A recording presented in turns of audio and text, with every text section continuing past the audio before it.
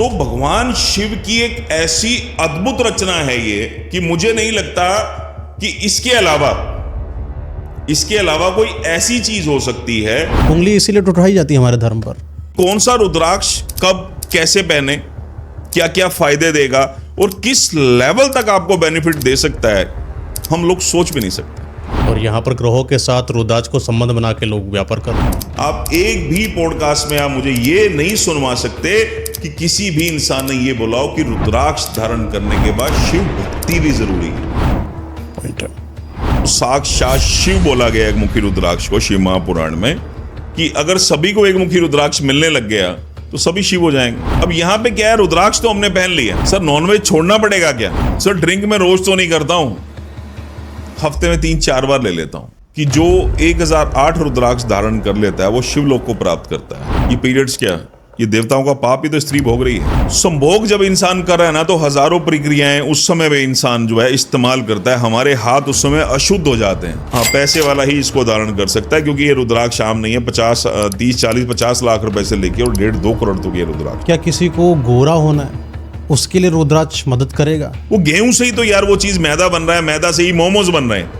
लेकिन आजकल के बच्चों को चपाती अच्छी नहीं लगती है, मोमोज अच्छे लगते हैं बिकॉज उसकी चटनी अच्छी लगती है। आज हर दिन मार्केट में एक नया मंत्र आता है, मार्केट में एक नई रील आती है। आपको रातों रात करोड़पति बनना है, आप इस मंत्र को जो आप करोड़पति बन जाओगे। कि अगर संसार का भरण पोषण पैसे से ही होता तो भगवान की तो जरूरत ही नहीं थी कहीं पे। किसी को अपने रिश्ते को मजबूत करना है, चाहे वो हस्बैंड वाइफ हो या गर्लफ्रेंड बॉयफ्रेंड आजकल का जो चल रहा है, उनको कौन से रुद्राक्ष मदद करेंगे? दोस्तों स्वागत है आपका एक खास पॉडकास्ट में। ये पॉडकास्ट बहुत ज़्यादा खास है क्योंकि आज के पॉडकास्ट में हम बात करने वाले हैं रुद्राक्ष के बारे में, जिसके लिए हमने बुलाया है तरुण कटारिया जी को अपने पास। जहां पर जैसा कि आप देख पा रहे हैं कि प्लेट में कई सारे रुद्राक्ष रखे हुए हैं। आजकल जो समाज के अंदर भ्रांतियां फैली हैं रुद्राक्ष को लेकर कि कौन सा असली है कौन सा नकली है, किस रुद्राक्ष को ले लिया जाए तो सीधे शिव से संपर्क कर सकेंगे, या आपने जहां से भी जितनी भी रुद्राक्ष के बारे में जानकारियां टटोली मटोली है या जिनके बारे में आपको पता है या नहीं पता है, हर एक चीज के डेप्थ के बारे में हम आज बातचीत करने वाले हैं। ये एक ऐसा पॉडकास्ट होगा जहां पर रुद्राक्ष से संबंधित जितने भी क्वेश्चन हैं कि रुद्राक्ष कौन सा लेना चाहिए, किस मुख का होना चाहिए, कहां का सही होता है, किधर से मिलेगा, क्या फायदा करेगा, इंसानी जीवन में कैसे वो इंपैक्ट डालता है, हर वो चीज जो आपके जीवन से जुड़ी है रुद्राक्ष से संबंधित सब पर बात करने वाले हैं। क्योंकि तरुण कटारिया सर जो है हमारे पास 25 साल से लगातार रुद्राक्ष से संबंधित चीजों पर कार्य कर रहे हैं। उनसे बेहतर शायद हम लोगों को ये चीज कोई बता पाएगा। एक एक्सपीरियंस इंसान से किसी चीज के बारे में पूछना शायद आपके लिए बहुत ज्यादा जरूरी है। तो चलिए स्वागत करते हैं तरुण कटारिया जी का। स्वागत है सर आपका। हर हर महादेव। हर हर महादेव। तो आप ये बताएं कि आपने जो प्लेट रखा हुआ है, प्लेट में बहुत सारे रुद्राक्ष हैं, क्या हर एक रुद्राक्ष का मतलब अलग होता है या रुद्राक्ष कैसे क्या होता है? थोड़ा डिटेल करिए सबको। देखिए, रुद्राक्ष हुए तो भगवान शिव के अश्रु से थे जी। रुद्र प्लस अक्ष रुद्राक्ष है ना। भगवान शिव के जो आंखों से जो अश्रु गिरे थे उससे रुद्राक्ष उत्पन्न हुए थे, लेकिन हुए अलग अलग मुख के थे। ओके। और एक रुद्राक्ष के बारे में एक और खासियत मैं आपको बताऊं, एक ही पेड़ पे अलग अलग मुख के रुद्राक्ष होते हैं। ये एक ऐसा पहला फ्रूट है कि सेब का अगर कोई पेड़ है तो उस पे सेब होगा, संतरे का पेड़ है तो उस पे संतरा होगा। लेकिन रुद्राक्ष के अंदर एक ऐसी खासियत है कि एक ही पेड़ पे 7 मुखी भी हो रहा है, उसी पेड़ पे 8 मुखी भी हो रहा है, उसी पेड़ पे गणेश भी हो रहा है। और जो मुख की हम कैलकुलेशन बताने वाले हैं कि जैसे मान लीजिए ये 10 मुखी रुद्राक्ष है, इसके अलग बेनिफिट्स हैं। मान लीजिए ये गौरी शंकर रुद्राक्ष है, इसके अलग बेनिफिट्स हैं। तो भगवान शिव की एक ऐसी अद्भुत रचना है ये कि मुझे नहीं लगता कि इसके अलावा कोई ऐसी चीज हो सकती है जो जीवन से दुख, तकलीफ, कष्ट या इतनी पॉजिटिव एनर्जी दे सकती है। अब भगवान शिव ने ये क्या सोच के बनाया ये तो भगवान शिव जाने, क्योंकि उस बात को समझना तो नामुमकिन है। लेकिन हमारे पुराणों में जो इसका वर्णन है वो बहुत अद्भुत वर्णन है। और अलग अलग मुख के रुद्राक्ष होते हैं।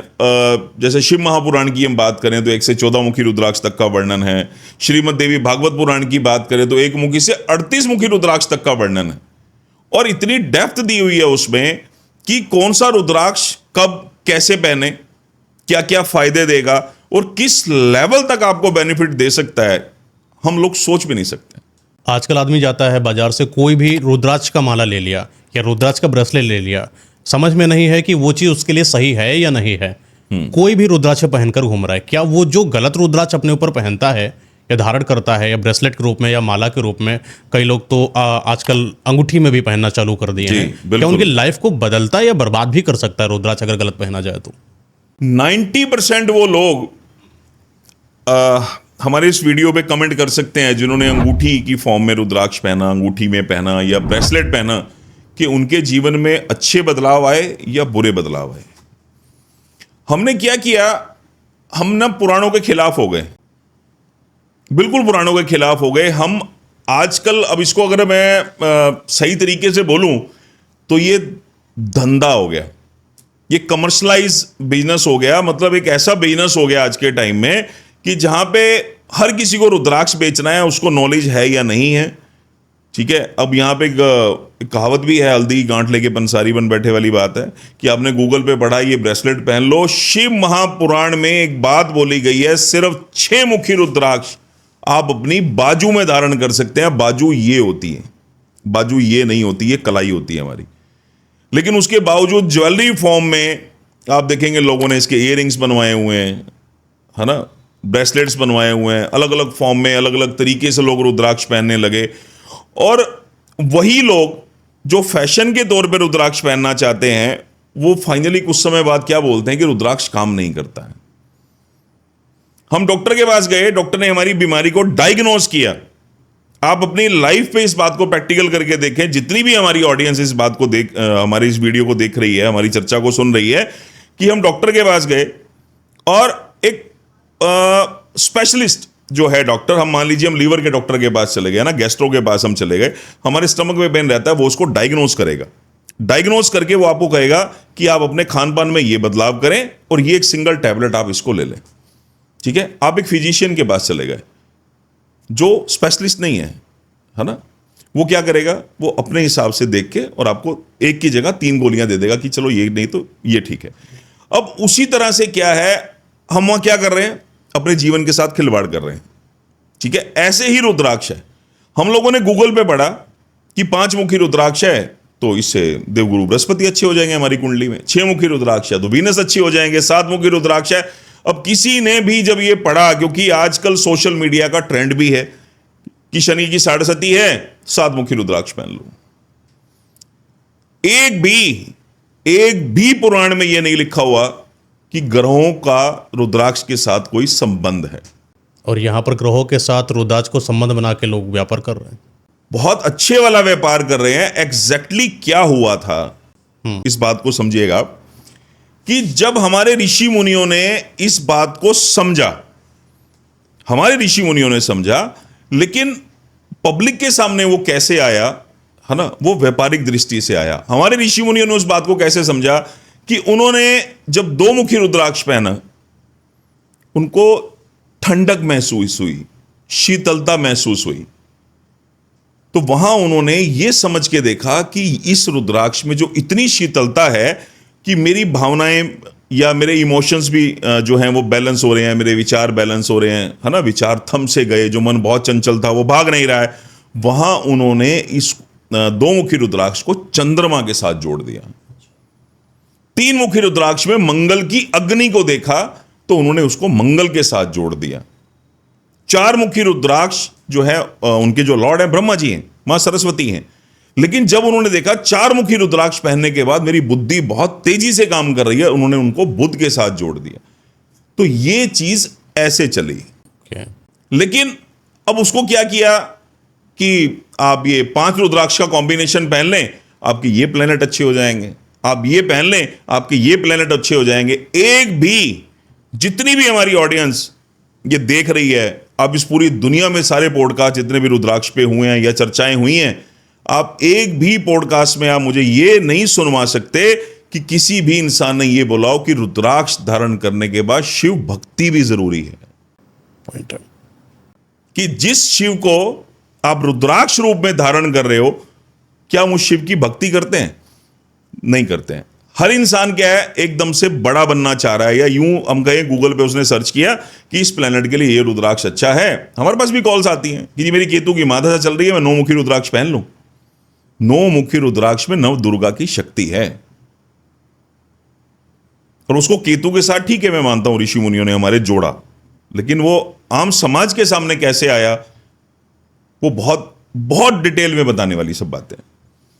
तो समझने की जो यहां बात है ना, पहली बात तो हमें गूगल पे ये सब चीजें अपने आप सर्च करके नहीं पहननी चाहिए, हमें पहले पुराण पढ़ने चाहिए। हम क्या कर रहे हैं, भाग रहे हैं, अपने सनातन से भाग रहे हैं, हम उसको पढ़ना नहीं चाह रहे हैं। अब उसको पढ़ना नहीं चाह रहे हैं तो हमें नॉलेज कहां से मिलेगी, फायदा वहीं से चाहिए। हाँ, तो जब हम पुराणों को पढ़ेंगे ना तो हमें सब चीजें समझ में आती हैं कि भगवान शिव ने बिल्कुल स्पष्ट रूप से मना किया हुआ है कि सिर्फ 6 मुखी रुद्राक्ष कार्तिक जी का रुद्राक्ष है, जिसको ग्रहों के साथ जोड़ा जाए तो शुक्र का रुद्राक्ष है कि आप अपनी बाजू में धारण कर सकते हैं। बाकी सभी के सभी रुद्राक्ष गले में धारण करने चाहिए। गले में धारण करने का बहुत बड़ा कारण स्वयं शिव समझा रहे हैं। वो शिव क्या समझा रहे हैं, शिव हमारी चेतना है, कण कण में शिव हैं, हम सब में शिव हैं। कि जब रुद्राक्ष हम धारण करते हैं और वो हमारी, जब हम यहां गले तक यहां तक धारण करते हैं, ठीक है, हृदय के पास धारण करते हैं, हमारी चेतना यही तो है। जब भी मन घबराता है, घबराहट कहां होती है, यहां होती है, ठीक है। जब भी मन में खुशी आएगी कहां होगी, यहां पे। हमारी आत्मा, हमारे शिव वो यहां निवास करते हैं। कि जब ये चीज बोली गई कि देवताओं में जब चर्चा हुई और इस बात को बोला गया कि जब भगवान शिव हिमालय पर रहते थे, है ना, कैलाश पर्वत पर रहते थे, कि मैं कहां रहूं कि जहां मुझे इंसान ना ढूंढ पाए। इस चर्चा का जो निष्कर्ष निकला था वो ये निकला था कि आप इंसान के अंदर वास करो, इंसान आपको कभी नहीं ढूंढ पाएगा। तो यानी कि शिव जी जो है चेतना में, हमारी चेतना है। आप देखो ना, जरा सी कोई जीवन में घटना होने वाली होती है, हमारा शिव जो है हमें चेता देते हैं, हमें इंट्यूशन आने लग जाती, गलत होने वाला है, कुछ गलत होने वाला है, मन बुझ जाएगा, है ना, हमारे विचार बदल जाएंगे, हम कहना कुछ और चाह रहे हैं, हम कह नहीं पाएंगे, मनोदशा उस समय अच्छी नहीं होती। अच्छा, वो चीज़ माननी चाहिए जो चीज़ मन में आ रही है। मन में तो दो ख्याल आते हैं, नहीं, या तो अच्छा आ रहा है तो बुरा आ रहा है। मन, बुद्धि और आत्मा ये सब अलग अलग चीजें हैं। इसको तो एक है ना कि एक प्रेजेंट कर दिया गया जिस तरह से, जिसको जैसे ठीक चलिए इस पर चर्चा करेंगे आपसे फिर कभी, मन पर, बुद्धि पर, क्योंकि एक अपने आप में अलग टॉपिक है। आज का टॉपिक ही है रुद्राक्ष। तो जैसा कि आपने बताया कि चेतना जो है शिव यहाँ पर है, तुलसी माला पहनी जाती है, अक्सर जो लोग पहनते हैं वो गले पर बिल्कुल चिपटी होती है माला, कंठी में पहनते हैं उसको। हाँ। अब मेन कारण होता है कई लोगों ने रुद्राक्ष को भी बिल्कुल गले में चिपटा कर पहना, चेतना तक लेकर ही नहीं आए। क्या वो माला पहनने का तरीका सही था या गलत? गलत है वो तरीका। कितनी लंबी माला होनी चाहिए? माला आपके हृदय के पास आनी चाहिए। अच्छा, आप कितने सिंगल रुद्राक्ष होने रुद्राक्ष चाहिए? नहीं, रुद्राक्ष की माला तो 109 दाने की होती है। अच्छा, 109 दाने की होती है। 108 दाने प्लस एक सुमेरु। ठीक है। ठीक है। जो हम सिंगल रुद्राक्ष पहनते हैं, जैसे अब 8 मुखी है, 6 मुखी है, 9 मुखी है, 12 मुखी है, 14 मुखी है, तो ये जो रुद्राक्ष है ये सिंगल बीड पहने जाते हैं, या कहीं कहीं कॉम्बिनेशन भी पहने जाते हैं। ठीक है। वो रुद्राक्ष भी हमें हमारे हृदय के पास ही धारण करना चाहिए। उसके जो रिजल्ट हैं वो कई 100 गुना हो जाएंगे। अच्छा, जाप वाली माला और पहनने वाली माला में क्या अंतर है? कोई अंतर नहीं है। पहनने वाली माला से भी शिव जी का 108 बार ओम नमः शिवाय जाप कर सकते? नहीं, माला दोनों अलग अलग होनी चाहिए। वही बता रहा हूँ। हाँ, माला दोनों सेम होती हैं। जाप वाली माला जो है, या माला जो हम छोटे दानों की गले में पहनते हैं, दोनों ही इंडोनेशिया की माला होती हैं। इंडोनेशिया और इंडिया में क्या फर्क है? भगवान शिव के जो आंसू गिरे थे वो नेपाल में गिरे थे। ठीक है। ठीक है। वहां भी कुछ खास जगह हैं, जैसे खानबाड़ी है, डिंगला है, तराई वैली है, भोजपुर है ना। यहाँ के रुद्राक्ष बहुत अच्छे होते हैं, पके हुए दाने होते हैं, और नस्ल बहुत अच्छी है उस रुद्राक्ष की। ठीक है। उसके बाद फिर इंडोनेशिया के जो दाने होते हैं वो बहुत छोटे दाने होते हैं, और हमारे इंडिया के जो दाने होते हैं वो बिल्कुल ही अलग हैं। यहाँ मैं एक चीज़ दिखाना भी चाहूँगा। जैसे अब ये एक रुद्राक्ष है, इसको हमने बीच में से अलग किया हुआ है। ठीक है। इसको जब ये अब 4 मुखी रुद्राक्ष है, इसको बहुत ध्यान से जब ऐसे देखा जाएगा तो ये अब 4 मुखी रुद्राक्ष है। ठीक है। इसको हमने यहां से ऐसे अलग कर दिया, 2 टुकड़ों में इसको कर दिया हमने। इसके अंदर 2 कंपार्टमेंट है। ठीक है। इसके अंदर 2 कंपार्टमेंट है। अब यहीं पे ही जब मैं आपको एक नेपाल का रुद्राक्ष दिखा रहा हूं, इसमें 5 कंपार्टमेंट है, ये 5 मुखी रुद्राक्ष है। ठीक है। रुद्राक्ष एग्जैक्टली काम क्या करता है, इसके अंदर सीड होते हैं, बीज, जो भगवान शिव के आंसू गिरे थे ना, धरती पे जो आंसू गिरे थे, उन्होंने सीड्स का रूप ले लिया था, बीज का रूप लिया था। वहां से वृक्ष उत्पन्न हुए थे, क्योंकि आंसुओं से वृक्ष उत्पन्न नहीं हो सकते हैं, जमीन में बीज तो डालना ही पड़ेगा, है ना। तो वहां पर जो है, हाँ, तो ये वो इंडोनेशिया बीज में भी रूप जो बीज गिरे, वहां भी, है ना, वहां की जो दाने हैं वो बहुत छोटे होते हैं। और इसमें अब ये जैसे 6 मुखी रुद्राक्ष है, 6 कंपार्टमेंट है, 6 कंपार्टमेंट है, 6 सीड है इसके अंदर। ये बात मैं साथ साथ क्लियर कर रहा हूं ऑडियंस को। जरूरी नहीं है कि आपने 14 मुखी रुद्राक्ष पहना है तो उसमें 14 ही सीड्स हों। अच्छा, इसके अंदर सीड्स भी होना जरूरी है? सीड सब ये में कैसे होते पता हैं, करेंगे? सीड सब में होते हैं। पता करने एक्सरे का होता है रुद्राक्ष का। अच्छा, एक्सरे होता है तो उसमें पता लग जाता है कितने सीड्स हैं रुद्राक्ष के। और इस भ्रांति में बिल्कुल ना रहिए, इस दुनिया का सबसे बड़ा मिथ है कि वो क्या है, रुद्राक्ष को बहुत कॉस्टली बेचने के लिए एक तरीका बना दिया गया कि 14 मुखी रुद्राक्ष है, 14 सीड्स हैं, उस रुद्राक्ष की कीमत कई गुना हो जाती है। तो ये सबसे बड़ा एक मिथ है कि उसमें जितने ज्यादा सीड्स होंगे वो काम करेगा और सीड्स कम होंगे तो वो काम नहीं करेगा। जितने ऐसा ज्यादा बिल्कुल नहीं है। सीड्स हैं उतना काम करेगा।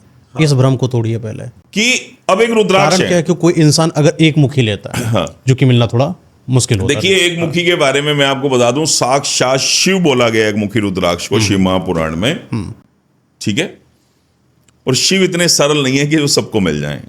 और ऐसा भी अगर हम कहें कि अगर सभी को एक मुखी रुद्राक्ष मिलने लग गया तो सभी शिव हो जाएंगे। तो क्या इस चीज को देखकर कोई कंपनी वाले जब कोई प्रोडक्ट बना सकते हैं, है ना, दूध का बिल्कुल डुप्लीकेट बना सकते हैं, घी का डुप्लीकेट बना सकते हैं, तो कोई बड़ी बात नहीं कि रुद्राक्ष का भी डुप्लीकेट बन जाए? रुद्राक्ष का डुप्लीकेट के बारे में मैं एक चीज बहुत अच्छे से क्लियर कर दूं। एक बहुत बड़ा मिथ है मार्केट में, एक मुखी रुद्राक्ष जैसे मिलना नामुमकिन है। ठीक है, असंभव है, वो मिल ही नहीं सकता एक मुखी रुद्राक्ष। होता है? होता है, होता है, ठीक है। और इसको लेके भी ना बहुत सारी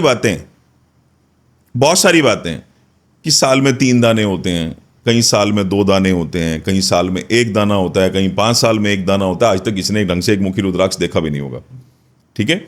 उसकी जगह जो मार्केट में बिकता है ना, वो ये रामेश्वरम का दाना है, ऐसे काजू शेप में होता है, ये चलता है, ठीक है। ये एक मुखी मान लेता है। हाँ, ये हिमालय का इसका रामेश्वरम का बोला जाता है, साउथ साइड का दाना होता है। अब इसमें मैं एक चीज जो बता रहा था आपको, एक बहुत बड़ा मिथ है मार्केट में कि एक मुखी सवार रुद्राक्ष पहन लो। सवार एग्जैक्टली क्या कि इस जैसे एक ये रुद्राक्ष है, इसके ऊपर एक यहाँ पे चोंच बनी हुई है, एक रुद्राक्ष अलग से चढ़ा हुआ है, ठीक है। उसका एक मुख है, ऊपर एक लाइन है, तो वो एक मुखी सवार हो गया। हजारों रुपए का बिक रहा है ये रुद्राक्ष, ठीक है। और यकीन मानिए कि जो गणेश रुद्राक्ष है, गणपति रुद्राक्ष है, उसके रिजल्ट और इसके रिजल्ट में कोई अंतर नहीं है, कोई भी अंतर नहीं है। और इसको मैं फिर वही बात दोहरा रहा हूं कि इसको एक ना बहुत सॉलिड धंधा बना दिया गया, एक बहुत बड़ा बिजनेस बना दिया गया। ये रीजन है कि लोगों को वो रिजल्ट नहीं आ रहे हैं, कि हजारों रुपए में एक दाना खरीदा और उसके रिजल्ट नहीं आ रहे हैं। आप गणपति रुद्राक्ष पहन लें, आपको सेम रिजल्ट आएंगे। गणपति रुद्राक्ष में क्या अंतर क्या है और गणपति रुद्राक्ष नाम क्यों पड़ा? गणपति रुद्राक्ष इसलिए जैसे सूंड निकली हुई है, ठीक है। रुद्राक्ष की सूंड निकली हुई होती है, अगर तो वो सूंड थोड़ी सी ऊपर करके उठ गई, ठीक है, जैसे यहां हम अगर बहुत अच्छे से हमारी ऑडियंस को समझाना चाहें तो जैसे ये रुद्राक्ष है, दिखाइए जरा। हाँ, ये गर्भगौरी रुद्राक्ष है। जिन स्त्रियों को संतान नहीं होती, ठीक है, उनके लिए ये रुद्राक्ष जैसे एक स्त्री का गर्भ निकलता है ना, ये सेम शेप वही के वही है रुद्राक्ष की। एक बड़ा रुद्राक्ष के साथ एक छोटा सा रुद्राक्ष लगा हुआ होता है, ये नेचुरल जॉइंट होता है। और ये वो स्त्रियां जिनको पीसीओडी की प्रॉब्लम रहती है, संतान उत्पत्ति में बहुत ज्यादा दिक्कत आ रही है, ये रुद्राक्ष उनके लिए बहुत अच्छा है। गर्भगौरी रुद्राक्ष बोलते हैं इसको। अब इसमें आप ध्यान से देखें, छोटा सा पीस जुड़ा हुआ है इसके साथ, है ना, ये निकला हुआ है ऐसे, ठीक है। अब इसी तरह से जैसे ये गणपति रुद्राक्ष है, इसमें क्या रहेगा, अगर वो पीस बहुत ज्यादा उभर गया, यहां मैं एक चीज और ऑडियंस को दिखा देता हूं समझाने के लिए। ये गौरी शंकर रुद्राक्ष है, ये 2 दाने आपस में जुड़े हुए होते हैं। मैरिड लाइफ के लिए रुद्राक्ष बहुत अच्छा है। जिन लड़कियों की शादी नहीं हो रही या गृहस्थी जीवन जिनका अच्छा नहीं चल रहा है, उनके लिए ये रुद्राक्ष बहुत अच्छा है। भगवान शिव और मां पार्वती का संयुक्त रूप है ये जो पहना जाता है ब्रेसलेट में तो पहनेंगे नहीं, ब्रेसलेट में नहीं, ये पहने माला में गले जाएगा। हाँ, सिंगल बीड चांदी की कैप लग जाती है। अच्छा अच्छा। हाँ, उस तरह से। अब जैसे ये दो दाने बराबर के लगभग हो गए, ठीक है, तो ये गौरी शंकर कहलाए। जो इससे पहले मैंने दिखाया वो गर्भ गौरी रुद्राक्ष था, एक बड़े दाने पे एक छोटा दाना चिपका हुआ है, तो गर्भ गौरी रुद्राक्ष हो गया। ठीक है, अब यहां गणपति रुद्राक्ष के बारे में और एक मुखी सवार को जो मैं क्लियर करना चाह रहा था, ये रुद्राक्ष मैंने आपको इसलिए दिखाए कि अगर यहां से ये जो सूंड है ये बहुत ज्यादा उभर के आ जाएगी और ऊपर एक लाइन आ जाएगी तो वो एक मुखी सवार रुद्राक्ष हो जाएगा। जबकि एक्चुअल में अगर बात की जाए तो ये गणपति रुद्राक्ष ही है। उसमें क्या है, सूंड थोड़ी सी और ज्यादा निकल जाती है, उठ के दाना आ गया और उसके ऊपर एक लाइन आ गई तो वो एक मुखी सवार हो गया। हजारों रुपए का दाना लोग पहन रहे हैं, उसके पीछे कोई लॉजिक नहीं है, कुछ भी नहीं है, कुछ भी नहीं है। अच्छा, कुछ लोग कहते हैं कि दो सिक्कों के बीच में रुद्राक्ष रखो, रुद्राक्ष नाच जाएगा, ये क्या है, भ्रम है या सत्य है? ये बिल्कुल मिथ है। आप कोई भी गोल चीज रखो ऐसा होगा। अगर कोई भी कांटेदार कोई गोल चीज होगी ना तो ऐसा होगा ही होगा। अब देखो एक और चीज मैं आपको बता देता हूं। जैसे अब हम यहाँ बात करते हैं ना, एक और मिथ आप ही का सवाल कि जो रुद्राक्ष पानी में डूब जाता है वो असली होता है या नकली होता है ना, ऐसे बहुत सारे मिथ हैं मार्केट के अंदर, बहुत सारे मिथ हैं। ये एक नेपाल का रुद्राक्ष है, ये हमने लिया, ये हमने पानी में डाल दिया। पहले तो आप ये देखें कि ये पानी सिर्फ पानी है इसके अंदर कुछ नहीं है, एक गिलास है ना, ये हमने डाल दिया इसके अंदर, ये रुद्राक्ष डूब गया। अब यहीं पे ही हम एक गौरी शंकर रुद्राक्ष ले रहे हैं, ठीक है, और बहुत अच्छे से ऑडियंस को हम ये दिखाएंगे ये जॉइंट नेचुरल नहीं है, ये बना हुआ है। ये रुद्राक्ष भी हमने इसके अंदर डाल दिया, ये भी डूब गया। ये एक दाना है, ये भी नेपाल का दाना है, इस पे 2 लाइन क्रिएटेड हैं, इस पे 2 लाइनें डली हुई हैं। इसको 12 मुखी रुद्राक्ष को 14 मुखी बनाया हुआ। ये हमने डाला, ये नहीं डूबा। जो पहले एक नकली डाला था वो डूब गया था। ये भी गौरी शंकर रुद्राक्ष है बट नेचुरल है, ये डूब गया। ये भी डाल रहे हैं हम, ये भी देखिए आप,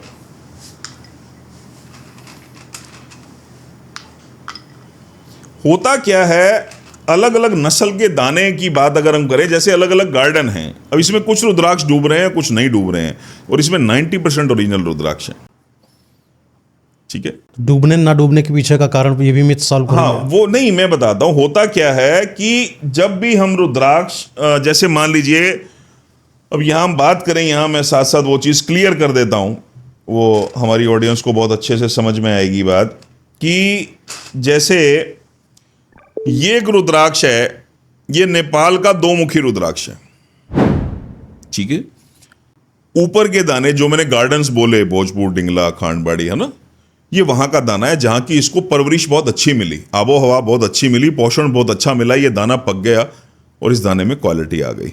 ठीक है, अब यहीं पे क्या है, अब ये एक दाना है, ये साउथ का दाना है, ये 2 मुखी दाना है, ठीक है। इसके रिजल्ट और उसके रिजल्ट में जमीन आसमान का अंतर है, और इसकी कीमत में भी जमीन आसमान का अंतर है। ठीक है, अब इसमें होता क्या है, जैसे अब रामेश्वरम वाले की मैंने अभी बात की थी रुद्राक्ष की, कि ये 2 दाने हैं, इनकी शक्ल देख के ही आप समझ जाएंगे।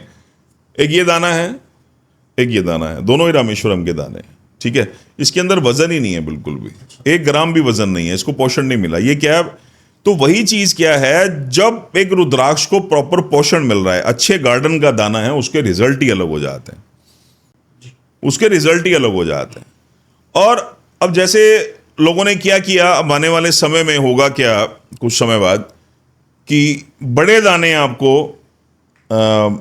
नेपाल कह के दिए जाएंगे, बट वो नेपाल नहीं होंगे। हुआ क्या, जैसे अब यहाँ पे चाइना का बहुत बड़ा हाथ है ना, नेपाल को उठाने में भी और सब चीज़ें, हाँ, दबाने में भी।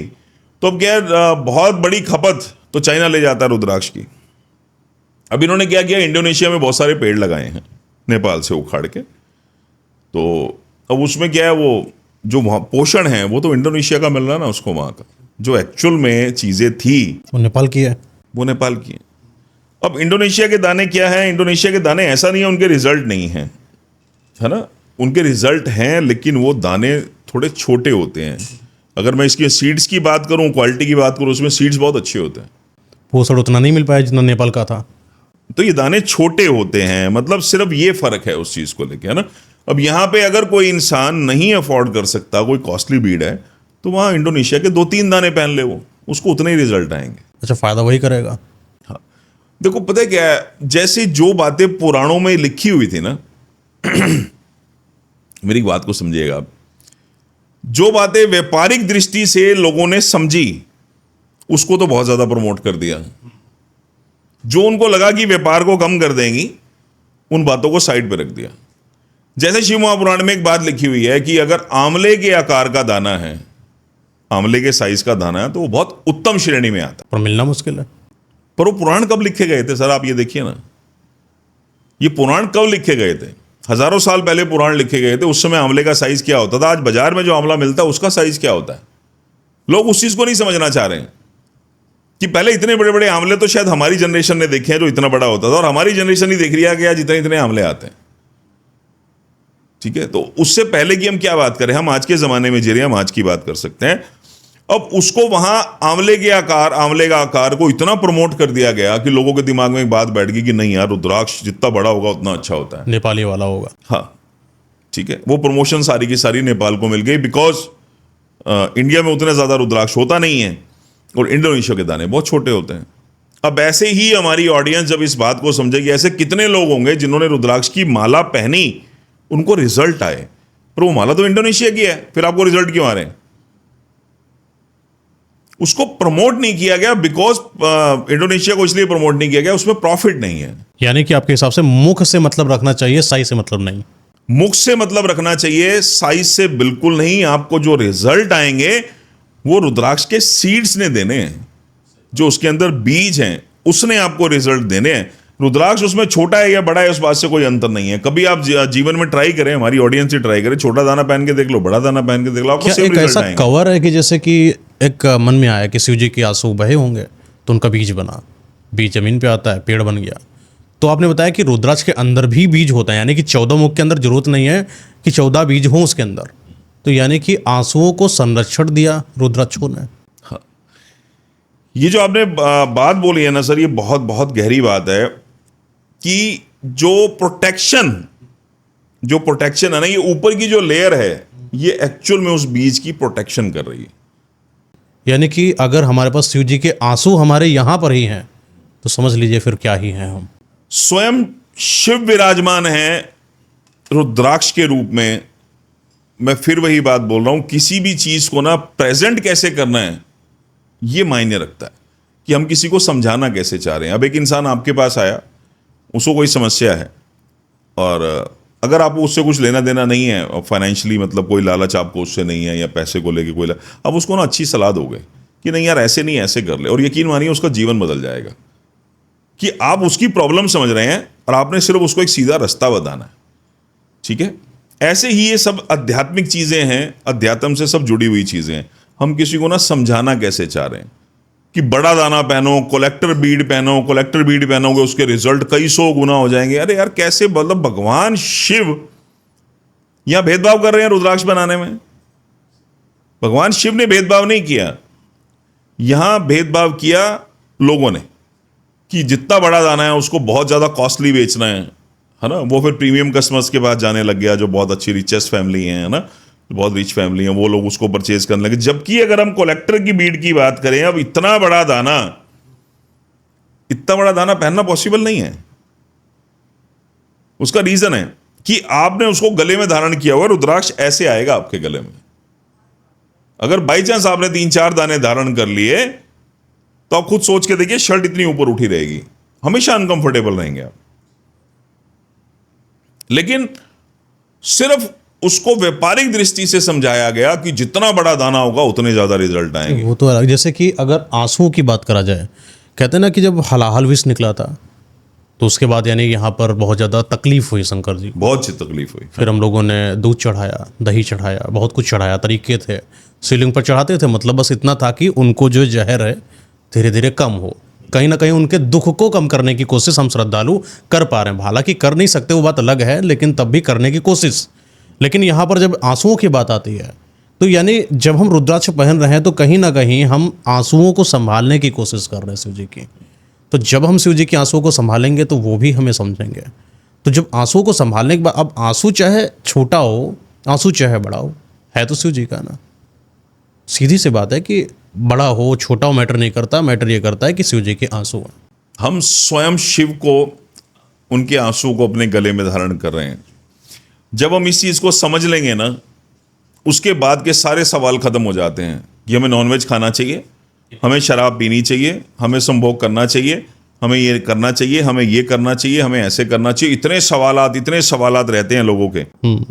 लेकिन अगर आप सिर्फ इस बात को समझ लें कि आप शिव मंदिर जा रहे हैं, तो वहां बैठ के आप शराब पिएंगे, मांस खाएंगे, संभोग करेंगे? कभी नहीं, कभी नहीं। तो जब आप भगवान शिव के आंसुओं को धारण कर रहे हैं बीज के रूप में, क्योंकि भगवान शिव के आंसू ने बीज रूप में धरती पे आए थे, है ना, तो उनको पहनने के बाद क्या है, आप ये सब चीजें करेंगे।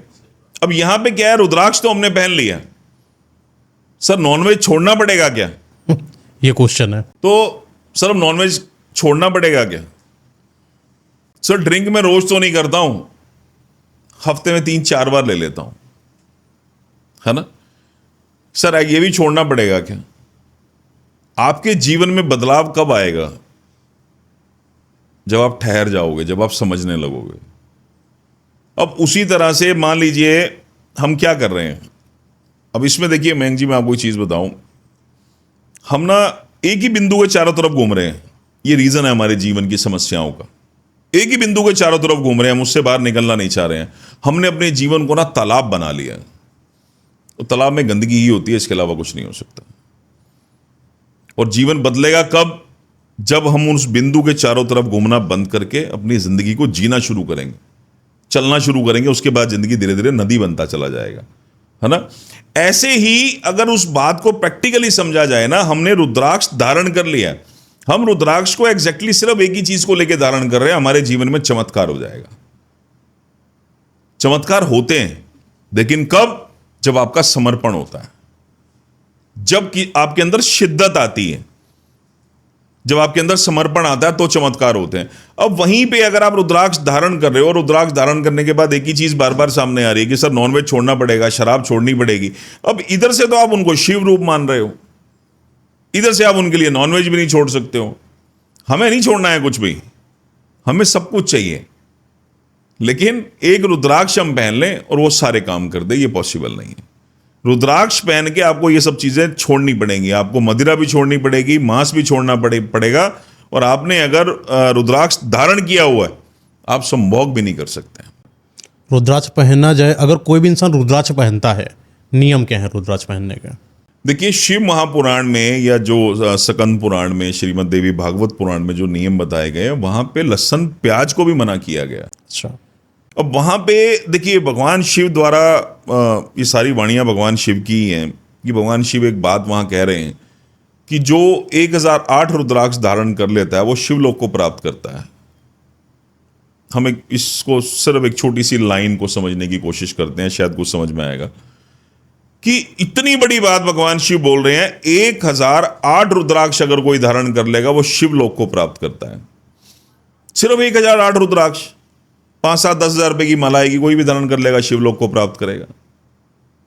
एक्चुअल में ऐसा होता है। वो कब होता है? जब आप 1008 रुद्राक्ष धारण करोगे ना, आपकी सोचने समझने की शक्ति बहुत बढ़ जाएगी। आपकी जो ऑरा है ना, आपकी जो एनर्जी है, वो बदलनी शुरू हो जाएगी। आपके सोचने समझने की शक्ति बदल जाएगी। कहीं ना कहीं आप अध्यात्म से जुड़ने लग जाओगे। जीवन से काम वासनाएं खत्म होती चली जाएंगी। जब शिव को पाना क्या? मोक्ष क्या? जहां हर चीज को लेके मोह से क्षय हो जाए, हर जो आपका मोह है वो खत्म हो जाए, वो मोक्ष है। ठीक है?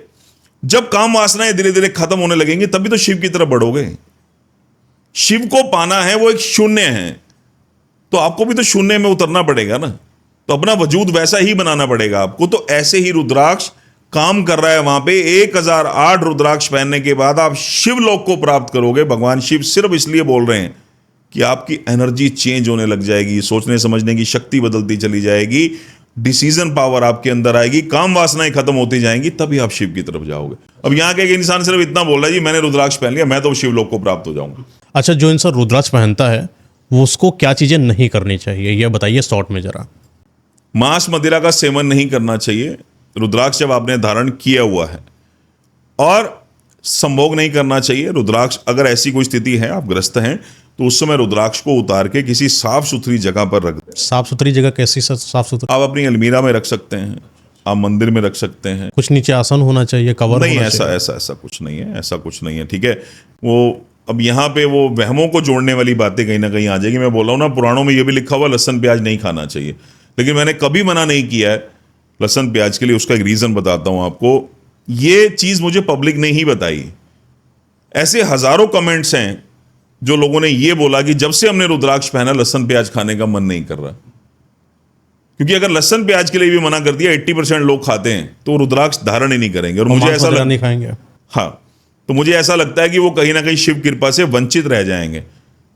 तो वहां पे हमने क्या किया, जो मेरी सोच कहती है भगवान शिव की कृपा से, कि जब आप रुद्राक्ष धारण करोगे तो कहीं ना कहीं आपके विचारों में बदलाव जरूर आएगा और आप इन चीजों से अपने आप दूर होते चले जाओगे। तो इसलिए लहसुन प्याज के लिए मैंने कभी किसी को मना नहीं किया। और क्या क्या चीज नहीं करनी चाहिए? शमशान नहीं जाना है, ये वहम है। शमशान के देवता कौन है? भगवान शिव। वहां पे हम क्या कर रहे हैं, शमशान को बहुत बड़ा बना दिया और भगवान शिव के अश्रु से निर्मित रुद्राक्ष को बहुत छोटा, या उनके आंसुओं से जो चीज बनी है उसको बहुत छोटा बना दिया। ऐसा नहीं है कि शमशान में आप रुद्राक्ष पहन के नहीं जा सकते हो, बिल्कुल जा सकते हो, 1% भी कोई दिक्कत नहीं है। इसके अलावा ऐसे कोई परहेज नहीं है। इसके बाद जितनी भी बातें हैं, इसके बाद सब बेफालतू की बातें हैं, सिर्फ उलझाने वाली बातें हैं, जहां आप सिर्फ एक, मतलब हमें किसी को दिशा नहीं देनी है ना, उसको ना उलझा के रख देना है।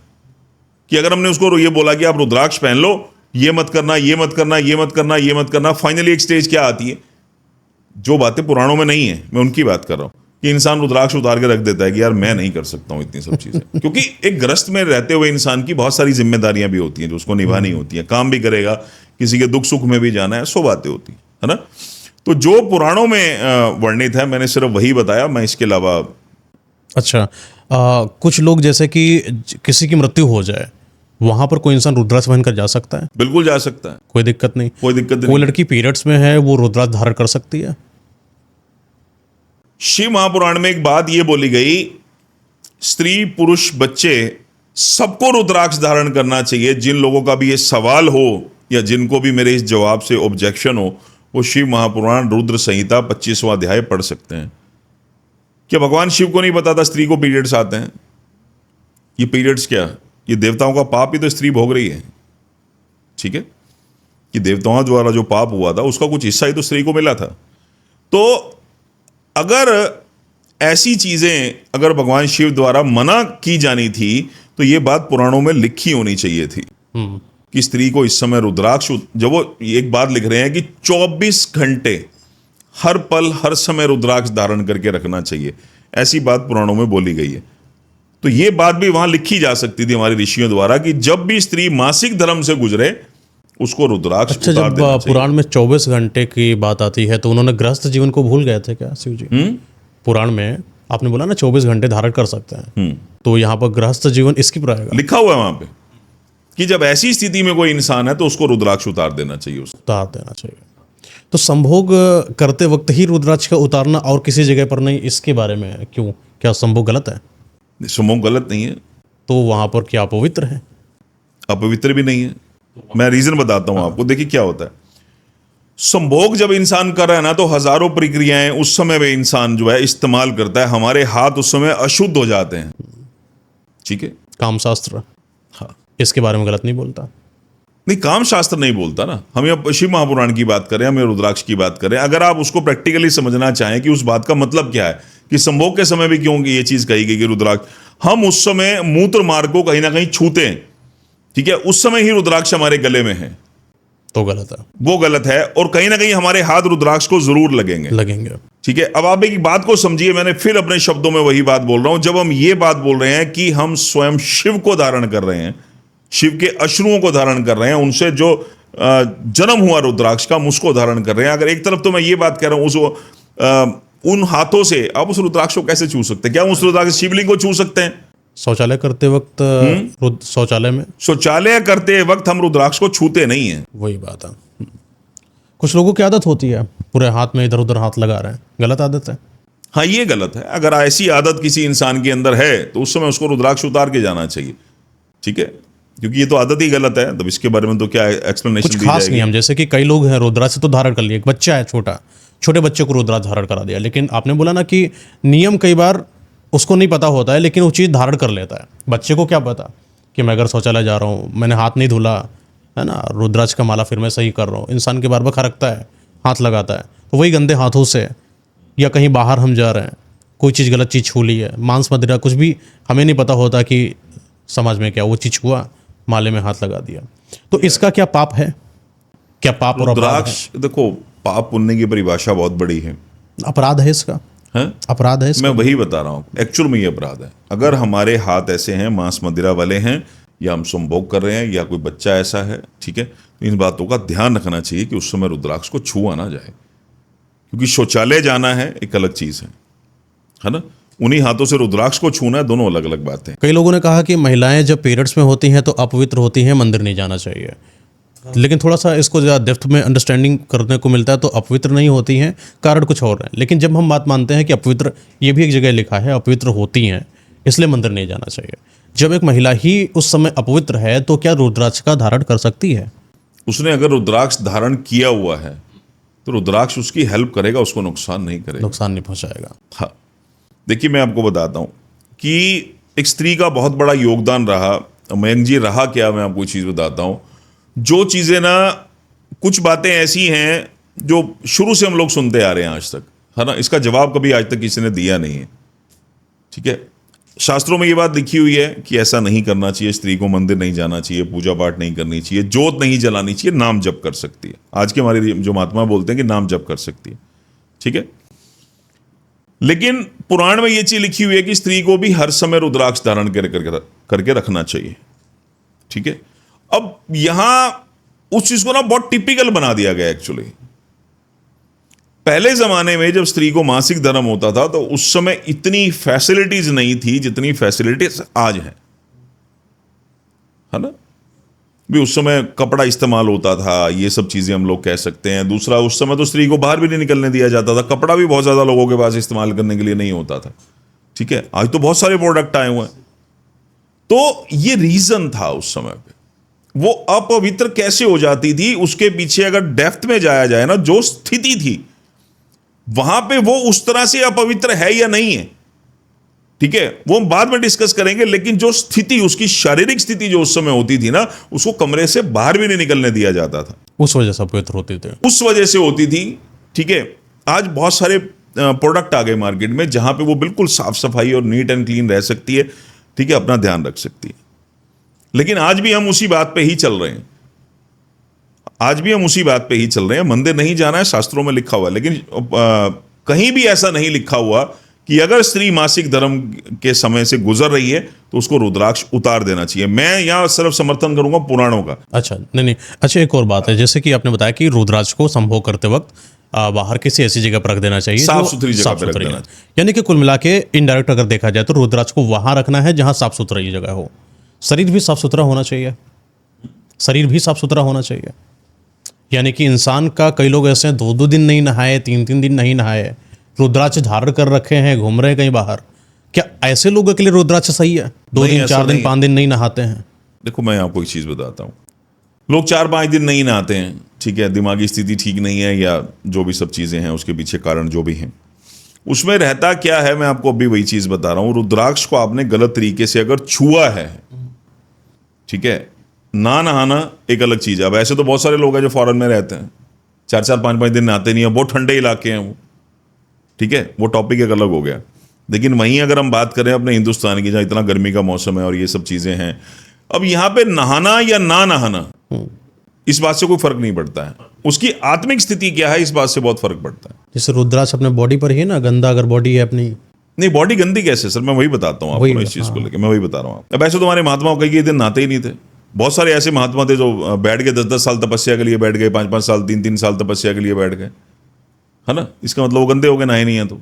यानी कि नहाना और उससे कोई मतलब नहीं होता है। देखिए, आपकी आत्मिक स्थिति क्या है, दिमागी स्थिति क्या है आपकी, है ना। अब एक इंसान है कि ठीक है नहीं नहा रहा, वैसे तो बहुत सारे फकीर आपको ऐसे मिलेंगे। अच्छा, जैसे आपने माला पहना हुआ है, इसमें कई सारे आपने रुद्राक्ष को धारण करा है, कई लोग हैं या सेम एक ही तरीके के मुखों को धारण कर लेते हैं, लेकिन आपने बताया कि इसमें 1 से 14 सारे मुख के इसमें धारण किए हैं। हाँ। महत्व क्या है, कारण क्या है, क्यों पहना है, वजह बताइए।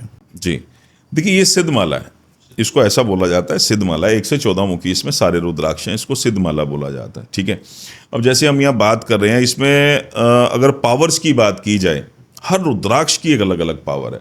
जैसे अब 1 मुखी रुद्राक्ष है स्वयं भगवान शिव, 2 मुखी रुद्राक्ष है अर्धनारीश्वर की, भगवान अर्धनारीश्वर की शक्ति है, 3 मुखी रुद्राक्ष है अग्नि की शक्ति है। ठीक है, ब्रह्मा विष्णु महेश की शक्ति है। 4 मुखी रुद्राक्ष है ब्रह्मा जी की शक्ति है उस रुद्राक्ष में। 5 मुखी रुद्राक्ष है कालंगनी रुद्र की शक्ति है। 6 मुखी रुद्राक्ष है कार्तिक जी की शक्ति है। 7 मुखी रुद्राक्ष है माँ लक्ष्मी, सप्त मातृकाएं, सप्त ऋषियों की पावर है 7 मुखी रुद्राक्ष में। 8 मुखी रुद्राक्ष है अष्टविनायक स्वयं भगवान गणपति भैरव बाबा की शक्ति है इस रुद्राक्ष में। 9 मुखी रुद्राक्ष है माँ नवदुर्गा की शक्ति है। 10 मुखी रुद्राक्ष है भगवान विष्णु की पावर है। 11 मुखी रुद्राक्ष है स्वयं 11वें रुद्र हनुमान जी की पावर है। 12 मुखी रुद्राक्ष है 12 आदित्य और स्वयं भगवान सूर्य की पावर है 12 मुखी रुद्राक्ष में। 13 मुखी रुद्राक्ष है स्वयं कामदेव और रति की पावर है 13 मुखी रुद्राक्ष में। 14 मुखी रुद्राक्ष है स्वयं शिव, 14 भुवनों की शक्ति है 14 मुखी रुद्राक्ष में। 15 मुखी रुद्राक्ष है, ठीक है, भगवान पशुपतिनाथ। 16 मुखी रुद्राक्ष है भगवान महाकाल। ठीक है, तो हर रुद्राक्ष में एक अलग अलग पावर है। और जो पुराणों में, जैसे मैंने आपको कहा, वर्णन है, वर्णन क्या, जो डेप्थ दी हुई है ना, जो लिखित वर्णन है, तो हमारे जो पुराणों में वर्णन है, जो डिटेल दी हुई है कि कौन सा रुद्राक्ष किस लिए और कब धारण करना चाहिए, वो 1 से 14 मुखी रुद्राक्ष तक है। श्रीमद् देवी भागवत पुराण में 1 से 38 मुखी तक रुद्राक्ष का वर्णन है, लेकिन उसमें जो डिटेल दी हुई है वो दी 1 से 14 तक ही हुई है, उसके बाद कोई डिटेल नहीं है। ठीक है, जैसे भगवान विश्वकर्मा का रुद्राक्ष है, मां पार्वती का रुद्राक्ष भी है, भगवान विष्णु का रुद्राक्ष भी है, ब्रह्मा जी का भी है। अब 21 मुखी रुद्राक्ष है तो वो कुबेर जी का रुद्राक्ष है, लेकिन उसकी डिटेल नहीं दी हुई वहां पे। उसके बाद अब ये क्या रिसर्च धीरे धीरे धीरे धीरे जैसे जैसे जिसने पहना, अब 21 मुखी रुद्राक्ष के बारे में बोला गया, कुबेर का रुद्राक्ष है, बहुत सारे लोगों ने धारण किया, जीवन में धन वर्षा होने लग गई, तो उनको लगा नहीं, है ना। तो इस तरह से, और जैसे अब आपने सिद्ध माला का जिक्र किया, ये वही डिटेल जो हमारे पुराणों में 1 से 14 मुखी रुद्राक्ष की, और 14 मुखी रुद्राक्ष के बारे में यह कहा गया कि भगवान शिव के तीसरे नेत्र से 14 मुखी रुद्राक्ष उत्पन्न हुआ था। 14 मुखी रुद्राक्ष में इतनी पावर है। अब इसमें 1 से 14 जो हमने पहना हुआ, ये पूरी प्रोटेक्शन देता है, अध्यात्म से जोड़ता है, कनेक्टिविटी देता है, स्पिरिचुअली बहुत ज्यादा ग्रोथ देता है। ठीक है, ये रीजन है कि मैंने 1 से 14 मुखी रुद्राक्ष हमेशा। और सबसे बड़ी चीज, एक ऐसी प्रोटेक्शन, एक ऐसी लेयर आपके चारों तरफ बन जाती है जहां पे ब्लैक मैजिक और ये सब चीजें काम नहीं करती हैं। ठीक है, कोई ऐसा विशेष रुद्राक्ष जो हर किसी इंसान को आसानी से मिल जाए और उसके जीवन को बदल दे, ऐसा कोई रुद्राक्ष है? 5 मुखी रुद्राक्ष बहुत आसानी से मिल जाता है, बहुत सस्ता रुद्राक्ष है। ठीक है, कालंगनी रुद्र, इनके अंदर पावर है कालंगनी रुद्र की, तो 5 मुखी रुद्राक्ष बहुत आसानी से मिल जाता है, कोई भी पहन सकता है। और इसका ऐसा नहीं इसके रिजल्ट नहीं है। ये चीज ना हमारे यहाँ रही कि महंगे की तरफ भागना है शायद फायदा ज्यादा देगा, है ना, सस्ते की तरफ नहीं भागना है, यार नहीं यार इसमें क्वालिटी नहीं होगी, यार इसके रिजल्ट नहीं। जबकि भगवान शिव ने जो वर्णन किया ना, जो 1008 रुद्राक्ष धारण कर लेता है वो शिव लोक को प्राप्त हो जाता है। 99.9% जितने भी साधु आपको मिलेंगे सब ने 5 मुखी धारण किया हुआ था। 5 मुखी रुद्राक्ष में देवगुरु बृहस्पति की पावर भी है, अध्यात्म से जोड़ता ही जोड़ता है ना। अगर आपके कुंडली में कहीं बृहस्पति की जो प्लेसमेंट है वो अच्छी नहीं है, या बृहस्पति अच्छे रिजल्ट नहीं दे रहे हैं, तो आप बिल्कुल 5 मुखी रुद्राक्ष धारण कर सकते हैं। सबसे सस्ता रुद्राक्ष है। अब 6 मुखी रुद्राक्ष है, वीनस की बहुत अच्छी पावर है, जैसे फीमेल्स को बहुत सारी प्रॉब्लम्स रहती हैं, शुक्र से जुड़े। 1 से चालू करें 14 तक की जो है, किन किन को, मतलब जो आप डिटेल बताएं, 5वें के लिए, 6ठे के लिए, वो 1 to 14 बताएं। देखिए, जैसे अब 1 मुखी रुद्राक्ष है, 1 मुखी रुद्राक्ष को लेके मैंने बोला कि असंभव है 1 मुखी रुद्राक्ष का मिलना, क्योंकि स्वयं में शिव, और शिव को पाना इतना सरल नहीं है। ठीक है, इसकी जगह हम 12 मुखी रुद्राक्ष धारण कर सकते हैं। ठीक है, सूर्य के लिए, जैसे मैंने बोला अपनी बातों में कि जब ग्रहों के साथ इसको जोड़ा गया, है ना, तो वहां पे आप 12 मुखी रुद्राक्ष भी, अगर ग्रहों के साथ जोड़ के देखते हैं तो 12 मुखी रुद्राक्ष भी धारण कर सकते हैं। 1 मुखी रुद्राक्ष स्वयं में शिव हैं, अब एक मुखी रुद्राक्ष, जैसे मैंने पहले भी बताया कि रामेश्वरम वाला ये दाना आता है, ये आप धारण कर सकते हैं, इसके अच्छे रिजल्ट हैं। ऐसा नहीं है, बहुत सारे लोगों ने बोला ये भद्राक्ष है, और बहुत सारे लोग ऐसे कमेंट्स भी आते हैं कि ये भद्राक्ष है ना। एग्जैक्टली बहुत सारे लोगों को शायद नहीं पता है वो होता। तो ये क्या भद्राक्ष? भद्राक्ष कुछ नहीं होता है सर। और अब यहाँ शायद ये तो बन कैसे गया, ये शब्द कहाँ से आया भद्राक्ष? ये शब्द क्या है, देखो मैं बता रहा हूँ ना, ये सब मार्केटिंग की वो चीजें हैं कि जैसे मान लीजिए आपने कोई चीज पहनी हुई है ना, आप किसी के पास गए, अरे अरे अरे यार ये तो आपने भद्राक्ष पहना हुआ है, कुछ भी बात बोल दिया है ना। अब भद्राक्ष को लेके एग्जैक्टली क्या है, भद्राक्ष का टॉपिक ही बिल्कुल अलग है ना। अब उसमें जैसे हमारे इंडियन दाने हैं, बहुत सारे दाने ऐसे होते हैं। जैसे मैं बात करूं, ये दो मुखी मैंने दिखाया था, शायद दिखाया नहीं मैंने ऑडियंस को ना, ये भद्राक्ष है जिसका कोई रुद्राक्ष से लेना देना ही नहीं है। 99.9% वो लोग कमेंट्स करके बता सकते हैं कि उनकी लाइफ में क्या चेंजेस आए। ये इस तरह की शेप होती है, चपटा दाना होता है ये, ठीक है। ये दो मुखी रुद्राक्ष, इसको रुद्राक्ष बोला जाता है, ठीक है। ये भद्राक्ष है। तो अभी तो आप बता रहे थे भद्राक्ष कुछ है, मैं वही कह रहा हूं, ये पब्लिक के लिए मैं आंसर कर रहा हूं। एग्जैक्टली क्या है, ये सब चीजें हुई तो भगवान शिव के आंसुओं से ही, है ना। अब उसको क्या, अब इसको जब दो मुखी को हमने यूं अलग किया, अब इसके अंदर क्या है, कोई कंपार्टमेंट ही नहीं है, कोई कंपार्टमेंट ही नहीं किसी तरह का भी। अब वो क्या है कि जैसे क्या होता है ना कि आपने कोई जेमस्टोन पहना हुआ है ना, आप किसी के पास गए, यार ये तो नकली है, नहीं नहीं यार ये तो ग्लास है ना। नेक्स्ट टाइम आप जब भी वैसा जेमस्टोन देखोगे ना, आप बोलोगे ये ग्लास है। साइकोलॉजिकल ना दिमाग में बहुत सारी चीजें बैठ जाती है कि इंसान के। जैसे अब एक डेयरी मिल्क है, अब डेयरी मिल्क का अगर आप रैपर देखोगे ना, है ना, तो जब भी आप वो रैपर देखोगे ना, कंफर्म हो जाओगे आप इस बात को लेकर, यार इसमें चॉकलेट ही होगी, क्योंकि बचपन से हम वो सब चीजें देखते हुए आ रहे हैं। अब लोगों ने इतने सारे वीडियोस देख लिए, इतने सारे वीडियोस देख लिए, इसको लोगों ने भद्राक्ष बोल दिया, ठीक है। अब ये और ऐसे बहुत सारे दाने हैं जिनको लेके लोग बोलते हैं नहीं ये भद्राक्ष हैं, ये ऐसे हैं, ये वैसे हैं। बस समझ रहे आप। तो अब यहां हम बात कर रहे थे 114 मुखी की, जो हम बात कर रहे थे, एक मुखी रुद्राक्ष को लेके मैंने बोला कि वो बिल्कुल दुर्लभ है, वो मिलना नामुमकिन है। अब एक मुखी रुद्राक्ष देखिए, खासकर जिन लोगों को भक्ति में बहुत आगे बढ़ना है, नाम शोहरत ये सब चीजें चाहिए, उसके लिए एक मुखी रुद्राक्ष बहुत अच्छा है। उसके बाद दो मुखी रुद्राक्ष है। दो मुखी रुद्राक्ष स्वयं भगवान अर्धनारीश्वर की शक्ति है। अब अर्धनारीश्वर की शक्ति वहां पे काम क्या कर रही है ना। बहुत सारे लोगों के ऐसे मैं कहूँ मूड स्विंग्स बहुत ज्यादा होते हैं, मन बैलेंस नहीं है बिल्कुल भी, विचारों को लेके कहीं भी मतलब संभल नहीं पा रहे हैं वो अपने जीवन में, मतलब एक उल्टे सीधे विचार आना, सुसाइडल थॉट्स आना, ऐसी बहुत सारी चीजें होती हैं। अगर यहाँ इसको प्लेनेट के साथ जोड़ के देखा जाए, जैसे चंद्रमा से रिलेटेड जो भी प्रॉब्लम है, साइनस की प्रॉब्लम है, कोल्ड की प्रॉब्लम है, रेगुलर बनी हुई है बहुत सारी चीजें, तो वहां पे दो मुखी रुद्राक्ष बहुत अच्छा है। अब जैसे बहुत सारी फीमेल्स हैं जिनको पीसीओडी की प्रॉब्लम बहुत ज्यादा रहती है, या एचबी की बहुत ज्यादा कमी रहती है, ऐसे बहुत सारे लोग हैं जिनको बीपी की प्रॉब्लम बहुत ज्यादा रहती है, ठीक है, उनके लिए तीन मुखी रुद्राक्ष बहुत अच्छा है। स्वयं अग्नि की शक्ति है, ब्रह्मा विष्णु महेश की शक्ति है तीन मुखी रुद्राक्ष में। अब चार मुखी रुद्राक्ष है स्वयं ब्रह्मा जी, जो बच्चे पढ़ने वाले हैं उनके लिए रुद्राक्ष बहुत अच्छा है, बिजनेसमैन है उनके लिए रुद्राक्ष बहुत अच्छा है, बिकॉज बुद्ध से रिलेटेड भी ये रुद्राक्ष है, ठीक है। कॉन्सल्टेशन के लिए ये रुद्राक्ष बहुत अच्छा है। पांच मुखी रुद्राक्ष है, जो बच्चे पढ़ने वाले हैं, देवगुरु बृहस्पति के लिए इस रुद्राक्ष को धारण कर सकते हैं। स्वयं कालंगनी रुद्र इनके लॉर्ड हैं। और बहुत सारे लोगों को ऐसी प्रॉब्लम्स रहती हैं, जुपिटर से रिलेटेड जितनी भी सारी प्रॉब्लम्स है ना, लोगों को फीवर रेगुलर बना रहता है और ऐसी बहुत सारी चीज़ें होती हैं, या फाइनेंशियली इश्यूज बहुत ज़्यादा हैं, उसके लिए पांच मुखी रुद्राक्ष बहुत अच्छा है। वो फीमेल्स जिनको वीनस से रिलेटेड बहुत सारी प्रॉब्लम्स रहती हैं, जिनको हम नहीं भी डिस्कस कर सकते, ठीक है, उसके लिए छह मुखी रुद्राक्ष बहुत अच्छा है। वीनस की एनर्जी को बहुत ज़्यादा एनहांस करता है छह मुखी। क्या प्रॉब्लम क्या रहती है जिनको डिस्कस नहीं कर सकते? नहीं, जैसे बहुत सारी चीज़ें हैं, लकूरिया की एक प्रॉब्लम रहती है फीमेल्स को, है ना, पीरियड्स की रेगुलर प्रॉब्लम रहती है, या फेस पे ग्लो नहीं है, कुछ इस तरह की बहुत सारी। फेस पे ग्लो लाने के लिए रुद्राक्ष पहना जा सकता है? हाँ, वीनस अच्छा हो जाएगा तो फेस पे ग्लो आ जाएगा ना। तो कौन सा रुद्राक्ष? छह मुखी पहन सकते हो आप वहां पे। सारी महिलाएं पहन सकती हैं? सारी महिलाएं पहन सकती। किस तरीके से पहनेंगे, किस तरीके से पहनेंगे? आप सिंगल एक रुद्राक्ष लें, कोई आपको चांदी की कैप उस पर करवाने की जरूरत नहीं है, ठीक है। उसको लाल धागे में भी आप धारण कर सकते हो। भगवान शिव के मंदिर जाएं, पंचामृत से भगवान शिव का अभिषेक करें, नमः शिवाय का जाप करें, और जब आप ये सब चीजें कर रहे हैं उस समय रुद्राक्ष को आप शिवलिंग पे ही रख दें, और उसके बाद भगवान शिव से प्रार्थना करके और आप उस रुद्राक्ष को धारण कर ले। हर महिला रुद्राक्ष धारण कर सकती है, और इससे उसका जो है ओज और चेहरा, स्किन ग्लो करने लगेगा। बिल्कुल।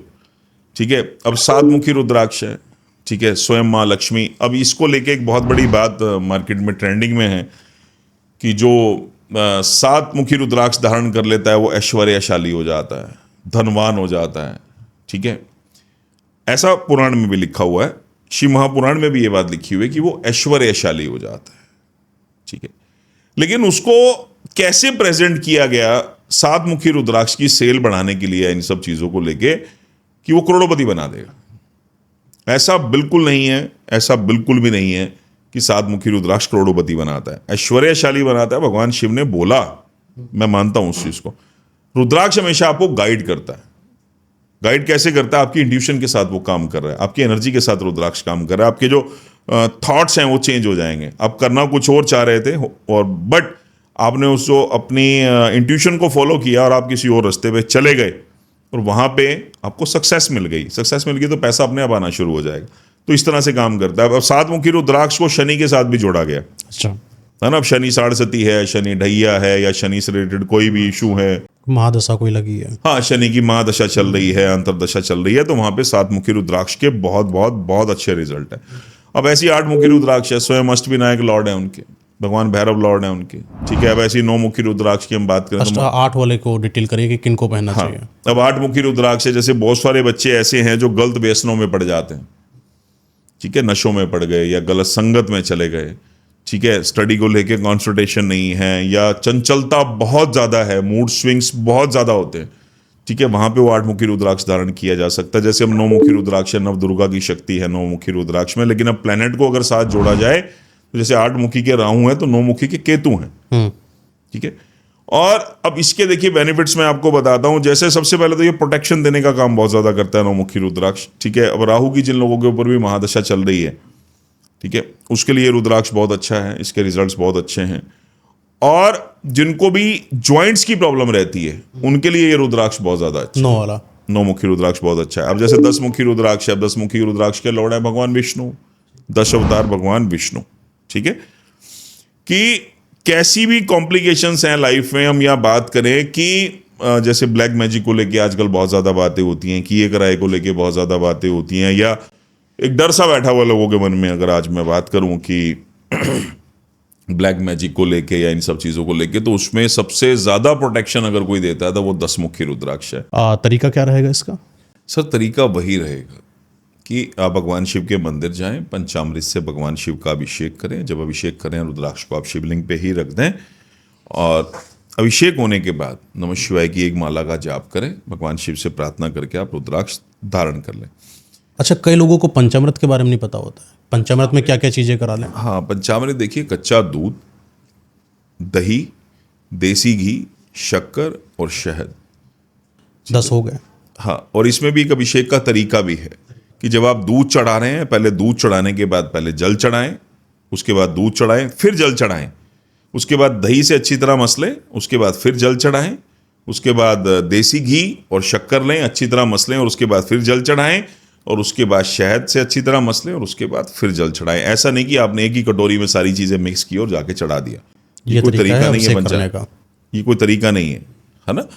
और अब इसके बाद हम बात करते हैं 11 मुखी रुद्राक्ष की। तो 11 मुखी रुद्राक्ष की जो लॉर्ड हैं स्वयं 11वें रुद्र हनुमान जी, ठीक है। अब हनुमान जी के बारे में कहना शायद बहुत सरल नहीं है, और उसका कारण भी, उसके लिए शब्द भी नहीं होते हैं हनुमान जी की व्याख्या करने के लिए। तो अब उनकी पावर के बारे में अगर बात की जाए कि स्वयं 11वें रुद्र हनुमान जी उनके लॉर्ड हैं, और उनकी इतनी पावर है उस रुद्राक्ष के अंदर। गवर्नमेंट जॉब के लिए रुद्राक्ष बहुत अच्छा है, कॉन्फिडेंस नहीं है उसके लिए रुद्राक्ष बहुत अच्छा है, हर समय डर बना रहता है उसके लिए रुद्राक्ष बहुत अच्छा है। बहुत सारी ऐसी महिलाएं हैं कि जिनके जीवन में डर बहुत ज़्यादा काम कर रहा है, वो गृहस्थी को लेके डर है, ठीक है, पारिवारिक कलह इतना ज़्यादा है कि वो एक दब्बू किस्म बन के रह गई हैं, या बहुत सारे ऐसे इंसान हैं जो बहुत डरपोक हो जाते हैं, उनके लिए रुद्राक्ष बहुत बहुत बहुत ज़्यादा 11 मुखी वाला बहुत अच्छा है। अब उसके बाद 12 मुखी रुद्राक्ष है, 12 आदित्य इनके लॉर्ड हैं, भगवान सूर्य इनके लॉर्ड हैं, ठीक है। अब जहाँ भगवान सूर्य की बात आ गई, वहाँ राजनीति की बात भी आ गई, गवर्नमेंट जॉब की बात भी आ गई, ठीक है। क्योंकि सूर्य, अब जिनका सूर्य अच्छा नहीं होगा उनकी शारीरिक शक्ति वैसे क्षीण हो जाएगी, उनके अंदर शारीरिक शक्ति वैसे ही नहीं होगी, है ना। और विटामिन D3 की कमी तो नेचुरल है कि वो होनी है, जिनका सूर्य उनकी कुंडली में खराब है, नेत्र रोग भी होने की संभावनाएं बहुत ज़्यादा रहती हैं। तो वहाँ पे ये 12 मुखी रुद्राक्ष बहुत ज़्यादा अच्छा है। सूर्य से रिलेटेड जितनी भी प्रॉब्लम है, ठीक है, तेज देता है ये रुद्राक्ष, हर इंसान को तेज देता है, एनर्जी देता है, एक एनर्जी बूस्टर कह सकता हूँ मैं इस रुद्राक्ष को, ठीक है।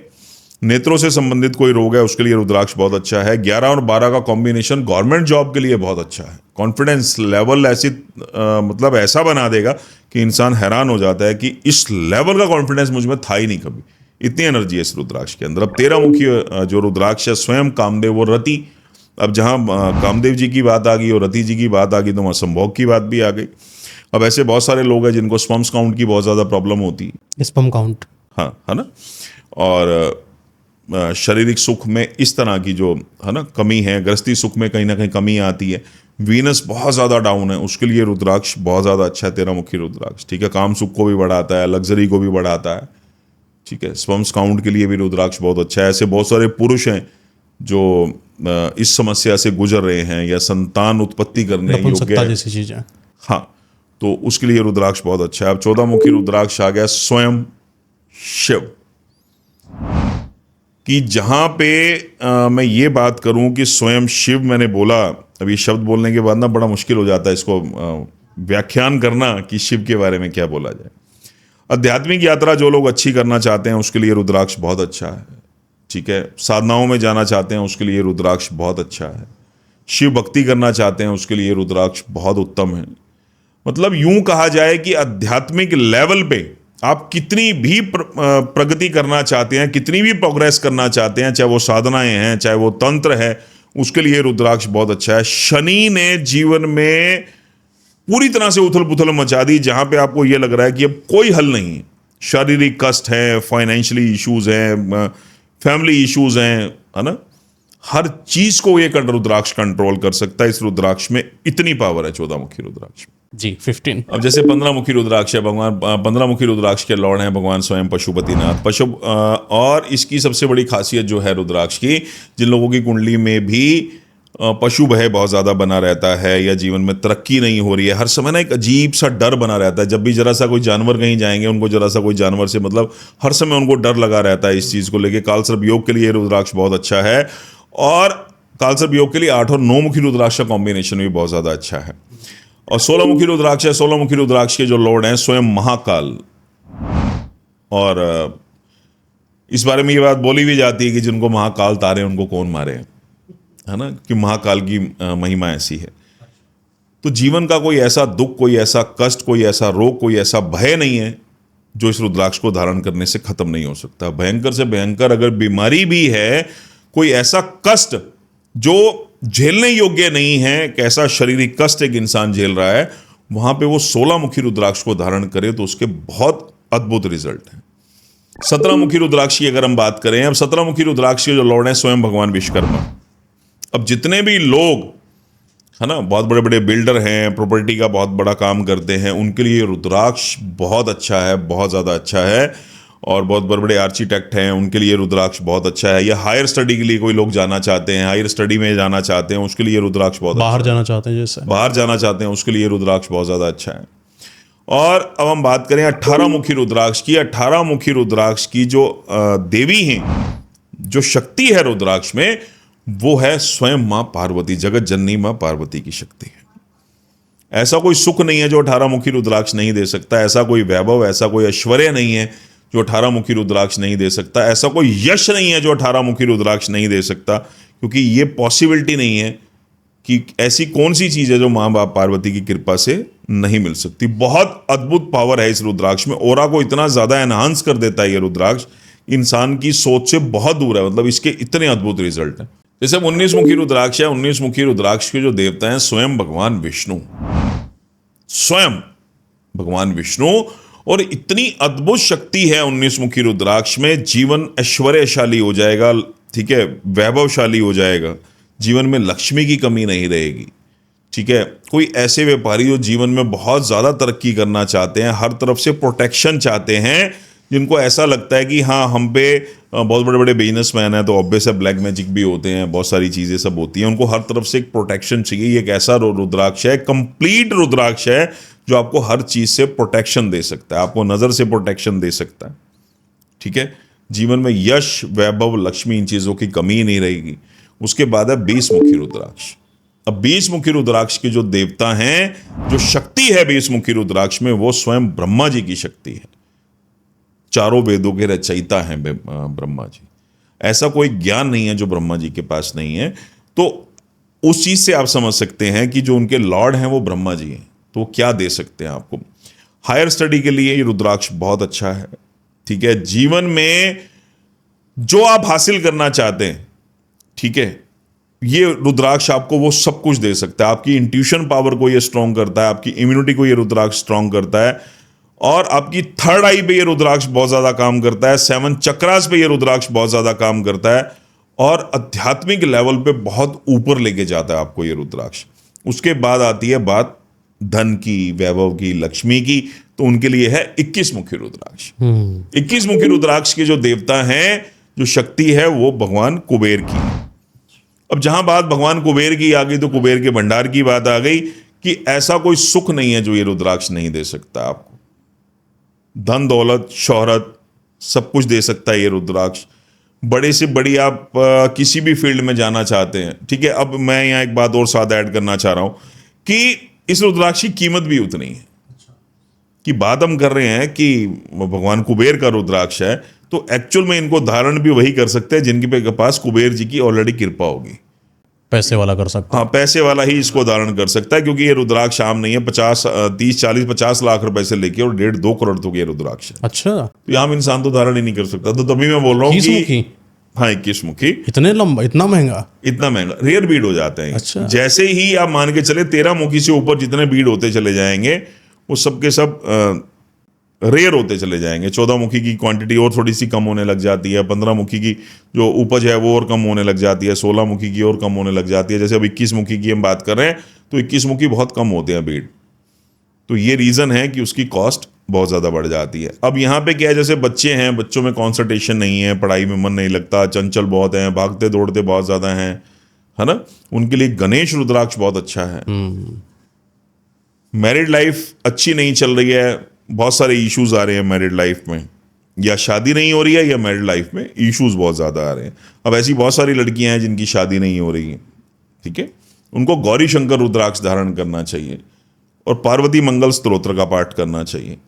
और ऐसे बहुत सारे कपल हैं जिनके जीवन में सुख नहीं है, ठीक है, वहां पे मेल्स को 13 मुखी रुद्राक्ष धारण करना चाहिए और फीमेल को गौरी शंकर रुद्राक्ष धारण करना चाहिए।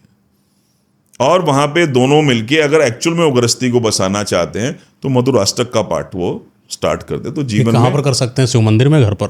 घर पे कर सकते हैं, कोई इशू नहीं। अच्छा, शिव मंदिर जाने का तरीका क्या है? शिव मंदिर जाने का तरीका क्या है?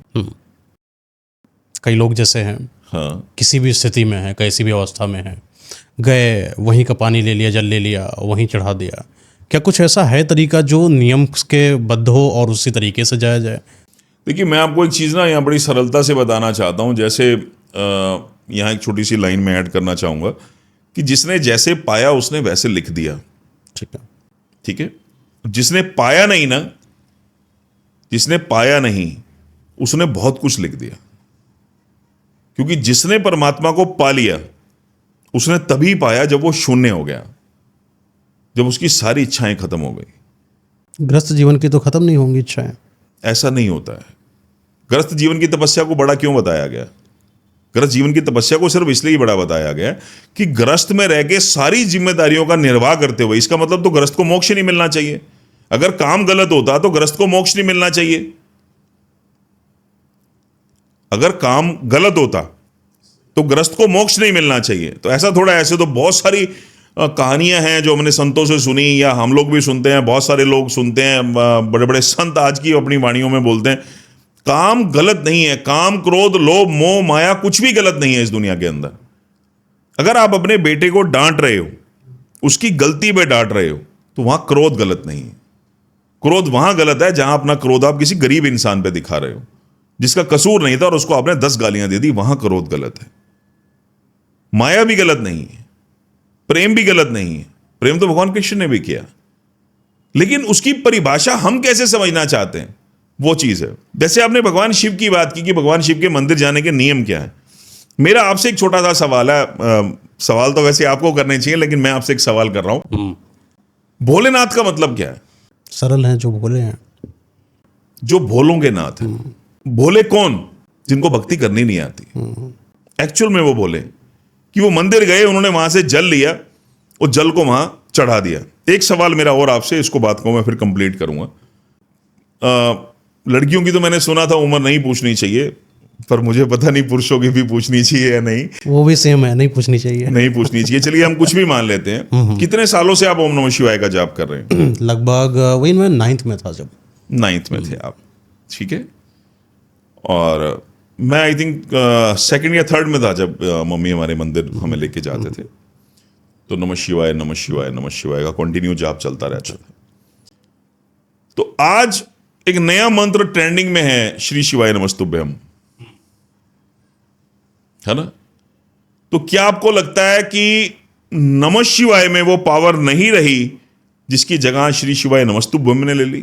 बीज मंत्र की पावर हमेशा कभी छीड़ नहीं होगी, कभी क्षीण नहीं होगी। ये आपके सवाल का मैं जवाब दे रहा हूं। क्या है, टाइम टू टाइम जिसने नहीं पाया ना, उसने बहुत कुछ लिख दिया, उसको सिर्फ लिखना है और उसको सिर्फ बोलना है। नहीं, मेरा ये क्वेश्चन है। आपने मंदिर वाला सवाल पूछा है, मैं उसी का जवाब दे रहा हूं आपको, ठीक है। भोलों के नाथ भोलेनाथ, भोले ही बहुत बड़े विकराल रूप ले लेते हैं वो, लेकिन वो कब लेते हैं? वो अपने भक्तों को थोड़ा लेते नहीं, मैं शिव जी की बात नहीं कर रहा हूँ, मैं उन भोलों की बात कर रहा हूँ। फिर जो बोलते हैं कि मदिरा भी तो शंकर जी पीते हैं, वो भी मैं पीऊंगा। ये वो भोले नहीं है, है ना। वो अपनी चालाकी को कावड़िया उस वाले भोलेपन जाते में हैं छिपा रहे रास्ते हैं। में, कावड़िया। हाँ, कावड़ियों को बोला गया कि भोला का रूप है, पर यही कावड़िया रास्ते में लड़ाई कर देते हैं, शराब पीते हैं, शराब पीते हैं, भांग पीते हैं, चरस इन पीते हैं, गांजा पीते भोलों हैं। के जो नाथ है ना, उन भोलों ने अपने आप को गलत भोला मान लिया। इसीलिए यहाँ क्वेश्चन बनता है कि नियम क्या। हर इंसान को नियम तो पता चले, तब जाके भोले के भी नियम होते हैं, एक सीधे आदमी के भी नियम होते हैं, हाँ, एक सरलता नालायक के भी नियम होते हैं। तो हर एक इंसान को अगर बोला जाए कि तुम जैसे हो तुम वैसे भोले जी एक्सेप्ट करेंगे, शायद एक गलत स्टेटमेंट होगा कि कोई इंसान मदिरा पी रहा है, अरे भगवान जी तो नहीं, उस तरह से नहीं। तो वो जो नियम है, तामसिक प्रवृत्ति को हमने यहाँ नहीं जोड़ा है, हमने तामसिक प्रवृत्ति की यहाँ बात ही नहीं की है। आजकल समाज में तामसिकता है। नहीं, वो बिल्कुल है, आपकी बात ठीक है, वही बहुत है ज्यादा है। नियम इसी वजह से नियम, क्योंकि वो तो आप देखो ना, चिलम वाले फोटो भोलेनाथ के लगे हुए हैं, है ना। बस ऊपर से राख डाल लिया तो वो शमशान वाले हो गए, वो शमशान वाले हो गए, है ना। वो तो जैसे जिसको मैंने कहा ना कि पहले भी मैंने अपने शब्दों में कहा कि जैसे जिसको ठीक लगा उसने वैसे बयां कर दिया। भोले का मतलब है कि जटाएं लंबी लंबी कर लो, तो उन्होंने आर्टिफिशियल जटाएं लगा ली, जटाएं लगा ली। उसके बाद वो भोलेनाथ की एक चिलम वाली फोटो लगा के कि हमें चिलम पीनी है, वो उसको चिलम को एंजॉय कर रहे हैं कि भोलेनाथ भी तो पीते थे। ऐसा कहीं भी वर्णित नहीं है। वही है जो नियम है। जैसे कि अभी कई सारे ऐसे जगहों पर जानने को मिलता है कि हमारे घर के अंदर बहुत सारी नकारात्मकताएं हैं। जो हमारा जल होता है, जब नियम तो यही था पहले भी हम लोगों में शुरू से, घर से जल लेके जाना चाहिए, घर से जल लेके जाना। आजकल आदमी क्या कर रहा है, पाउच वाला जल लेकर वहीं चढ़ा दे रहा है। ये चीजें गलत हैं। तो वही नियम जानना है। हाँ, देखिए, आप घर से जब जा रहे हैं ना, तो है ना, घर से हम जल क्यों लेके जाते थे, उसका रीजन यही था जो आपने बताया। उसका एग्जैक्टली यही रीजन है कि हमारे घर पे जो बहुत ज्यादा नेगेटिविटी कभी कभी हो जाती है ना, कहीं ना कहीं जो वो हम जल लेके जा रहे हैं, वो जो नेगेटिव एनर्जी है वो हम साथ लेके जा रहे हैं, वो हमने भगवान शिव पे अर्पित कर दी। अब दूध को लेके यहाँ एक बात है कि दूध क्या, दूध एक्चुअली चंद्रमा को संबोधित करता है ना, कि जब हम दूध चढ़ाते हैं तो कहीं ना कहीं हमारा चंद्रमा अच्छा होता है उससे। लेकिन अगर हम या ऋषि मुनियों की वाणियों को अगर समझें, तो हमारे ऋषि मुनियों ने इसको ये समझाया हमें कि जो हम दूध चढ़ाते हैं, दूध सफेद होता है ना, जो एक प्रकाश है वो भी सफेद होता है, ठीक है। तो ये हमारा ब्रह्मांड है। तो कहीं ना कहीं इनडायरेक्ट वे में जब हम दूध चढ़ा रहे हैं, तो भगवान शिव से हम प्रार्थना कर रहे हैं कि हमारे ब्रह्मांड में आप इस प्रकाश को उत्पन्न करें, ठीक है। अब ऐसी जैसे आपने तामसिक प्रवृत्ति की बात करी कि जो हमारे बहुत बड़े बड़े बड़े ऋषि मुनि जब जंगलों में रहते थे, तपस्या करते थे, तो वो भांग धतूरा ये सब चीजें भगवान शिव पे चढ़ाते थे, ऐसा वर्णन भी है, ठीक है। वो क्यों चढ़ाते थे उसका एक रीजन है। उन ऋषि मुनियों ने ये समझ लिया था कि शिव कण कण में है, इस भांग में भी शिव है, इस धतूरे में भी शिव है, इस बेलपत्र में भी शिव है, ठीक है। तो उन्होंने इस चीज को समझा। जैसे कुछ कहानियों में हमने पढ़ा कि जब भगवान शिव ने विष पान किया था तो उनको भांग भी पिलाई गई थी। पुराणों में नहीं है ऐसा, किताबों में लिखा हुआ है ऐसा बहुत जगह। ठीक है, चलिए हमने मान भी लिया बिकॉज हम उस समय नहीं थे। अब वहाँ उस समय स्थिति को समझने के लिए हमें उसी समय में उतरना पड़ेगा। तो यहाँ पे अब क्या है, हमारे ऋषि मुनि अब जैसे भांग चढ़ा रहे हैं, धतूरा, वो चीज़ें चलती आ रही हैं, आज तक चलती आ रही हैं। उसका एग्जैक्टली मतलब सिर्फ इतना है कि जो भक्ति का नशा है वो आप हमें प्रदान करें। इसका एक और मतलब है, जैसे कि भांग धतूरा का मतलब था मनुष्यों ने जब राक्षसी प्रवृत्तियों को अपना लिया। जैसे ऋषियों की बात करें, कई ऋषियों को शायद भोले की जब बात आ जाती है ना, किसी को ज़्यादा नॉलेज नहीं, जो समझ में आया वैसा करा। किसी एक इंसान ने भांग धतूरा चढ़ा दिया, शिव जी आए, बोले बेटा तुम्हारे लिए सही नहीं, ये मुझे दे दो। वो आए और लेकर गए, तो उसने कहा कि मुझे शिव जी दिखे। उसने किसी और को बताया, बोले क्या चढ़ाए थे तुम? अब भांग धतूरा चढ़ाते हैं। ठीक है, लाओ मैं भांग धतूरा चढ़ा देता हूँ। उसने भांग धतूरा चढ़ाया, शिव जी ने कहा ये तो मेरा भक्त है, लाओ तुम लाओ भांग धतूरा, ये सब मदिरा लाओ हमको, कोलाहल विष लाओ हमको, अपनी जितनी जल्दी गंदगी चीज़ें सारे लाओ हमको, नेगेटिविटी, नकारात्मक, भूत प्रेत आत्मा, गलत सता रहो, आओ इधर। ये था शिव जी ने इसलिए इनको बुलाया। नहीं, एक्चुअल में इसको देखो, मैंने वही कहा, आपने इसको अपने तरीके से समझा, मैंने इसको अपने तरीके से समझा। ठीक है, शिव को समझना इतना आसान नहीं है। तो वहां पे क्या है, लोगों ने इस चीज को दूसरे तरीके से अपना लिया। जल्दी पाने का रास्ता था तो उन्होंने क्या किया, दारू पी लिया, मदिरा पान कर लिया। अब शिव जी तो उनका अनन्य भक्त है, उन तो बचाने आएंगे। तो शिव जी ने दर्शन दिया। इसलिए दर्शन नहीं दिया कि बेटा तूने बड़ा अच्छा काम कर दिया, इसलिए दर्शन दिया कि तुम्हारे गंदे विकार को निकाल ले जाए। तो ये चीजें मैं वही कह रहा हूं, देखो जिसने जैसे समझा उसने वैसे उतार दिया, उसको कलमबद्ध कर दिया। जिसने जैसे पाया, आपकी जिसने ध्यान से पाया उसने कहा कि ध्यान से परमात्मा मिलते हैं, जिसने नाम जप से पाया उसने कहा कि नाम जप से मिलते हैं। ठीक है, जैसे आजकल बहुत सारे संत फेमस हैं तो वो नाम जप पे बहुत ज़्यादा जोर दे रहे हैं। अब जिन्होंने ध्यान से पाया वो ध्यान पे जोर दे रहे हैं, जिन्होंने मंत्रों से पाया वो मंत्रों पे जोर दे रहे हैं। लेकिन यहाँ पे महात्मा बुद्ध की एक बात बहुत अच्छी लगती है कि अपने दीपक स्वयं बनो। और इसके लिए मैं हमेशा एक बात बोलता हूँ कि जब तक आप स्वयं को नहीं सुनने लगोगे ना, आपको मार्ग नहीं मिल सकता है। क्या बात है, क्योंकि बहुत अच्छी हम बात है। भटक रहे हैं, हम हर तरफ भटक रहे हैं। हम जितना, मतलब आप ये मानिए छोटी छोटी चीज़ों के लिए भी हम भटक रहे हैं। आज क्या होता है कि बच्चे के ना यहाँ पे काला काला हो गया नाक पे, ऐसा हमारे यहाँ बोलते हैं कि नज़र लग जाती है तो ये चीज़ उसकी काली हो जाती है, बच्चे की थोड़ी सी डार्क हो जाती है। तो फटाफट हम गूगल पे सर्च करते हैं। क्यों? यहाँ कमी हमारे माता पिता की भी है। आज के माता पिता की मैं बात कर रहा हूँ कि हम अपने बच्चों को अध्यात्म से या अपना जो हमारे मंत्र हैं, हमारे पुराण हैं, हमारे जो बड़े बड़े ग्रंथ हैं, उनसे हम कहीं जोड़ना ही नहीं चाह रहे हैं। सही बात है ना, कि आने वाले समय में अगर कभी बच्चे पे कोई विपत्ति आ गई, कोई ऐसी दशा आ गई या ऐसा कुछ भी आ गया, हमारे बच्चे को तो जल चढ़ाना भी नहीं आता है, मंदिर में जाके जल चढ़ाना है या गिराना है, दोनों चीज़ों में बहुत ज़्यादा अंतर है इस बात को लेकर, है ना। एक हम समर्पित होके बड़े प्यार से हम जल चढ़ा रहे होते हैं, और एक लोग क्या करते हैं, इतने ऊपर लोटा करके और वो जल खिंडा रहे होते हैं कहीं ना कहीं। फटाफट 108 लोटे चढ़ाने हैं जी मुझे, तो सबके कपड़े गीले हो रहे हैं इस बात से। सब। हाँ। अभी तो कई मंदिरों में व्यवस्था भी है कि आप अच्छा पेमेंट कराइए और आपको शिव जी की सेवा करने का मौका मिलेगा। कोई पूरा 108 मटके रखें, दही है, दूध है, पूरा पंचामृत का सामान, घी, शहद, सब कुछ, और एक महंत लगे हैं, दो, एक कपल पूरा आता है, चिपक जाता है ऐसे शिवलिंग पर, और ऊपर से चल रहा है। ये क्या भक्ति है? ये भक्ति नहीं है, पखंड है, ये पाखंड है। देखिए, भगवान शिव को जरूरत नहीं है। आप एक चीज देखिए ना, जो अनंत ब्रह्मांडों के मालिक हैं उनको हम दे क्या सकते हैं? अगर मान लीजिए हमने 108 लोटे दूध चढ़ा भी दिया तो क्या भगवान शिव उससे प्रसन्न हो जाएंगे? उससे प्रसन्न नहीं होंगे भगवान शिव। उनको इतना छोटा सा लोटा अगर आपने चढ़ा दिया ना अपनी भावना से, अपने समर्पण से, तो भगवान शिव प्रसन्न हो किसी की जाएंगे। श्रद्धा है तो जितनी चढ़ाए, श्रद्धा है उनकी, आप जितना मर्जी चढ़ाओ। अब यहां पे क्या है, अगर वही 108 जो मटके आपने दूध के रखे हुए हैं ना, ठीक है, वही अगर आप गरीबों में बंटवा दो, उन गरीब बच्चों में बंटवा दो जिनको एक्चुअल में भूख है, तो वो ज्यादा अच्छा है। एक लोटा भगवान शिव पे चढ़ाएं, अपनी श्रद्धा, अपना समर्पण देकर, है ना, बाकी आप सेवा में लगाएं। फिर तो वही वाली बात हो, जैसे मेरे अपने माँ बाप हैं, मैं उनको 108 चढ़ाऊँ, 10,000 चढ़ाऊँ, वो मेरी अपनी श्रद्धा है। गरीबों को मैं एक्स्ट्रा कर दूंगा।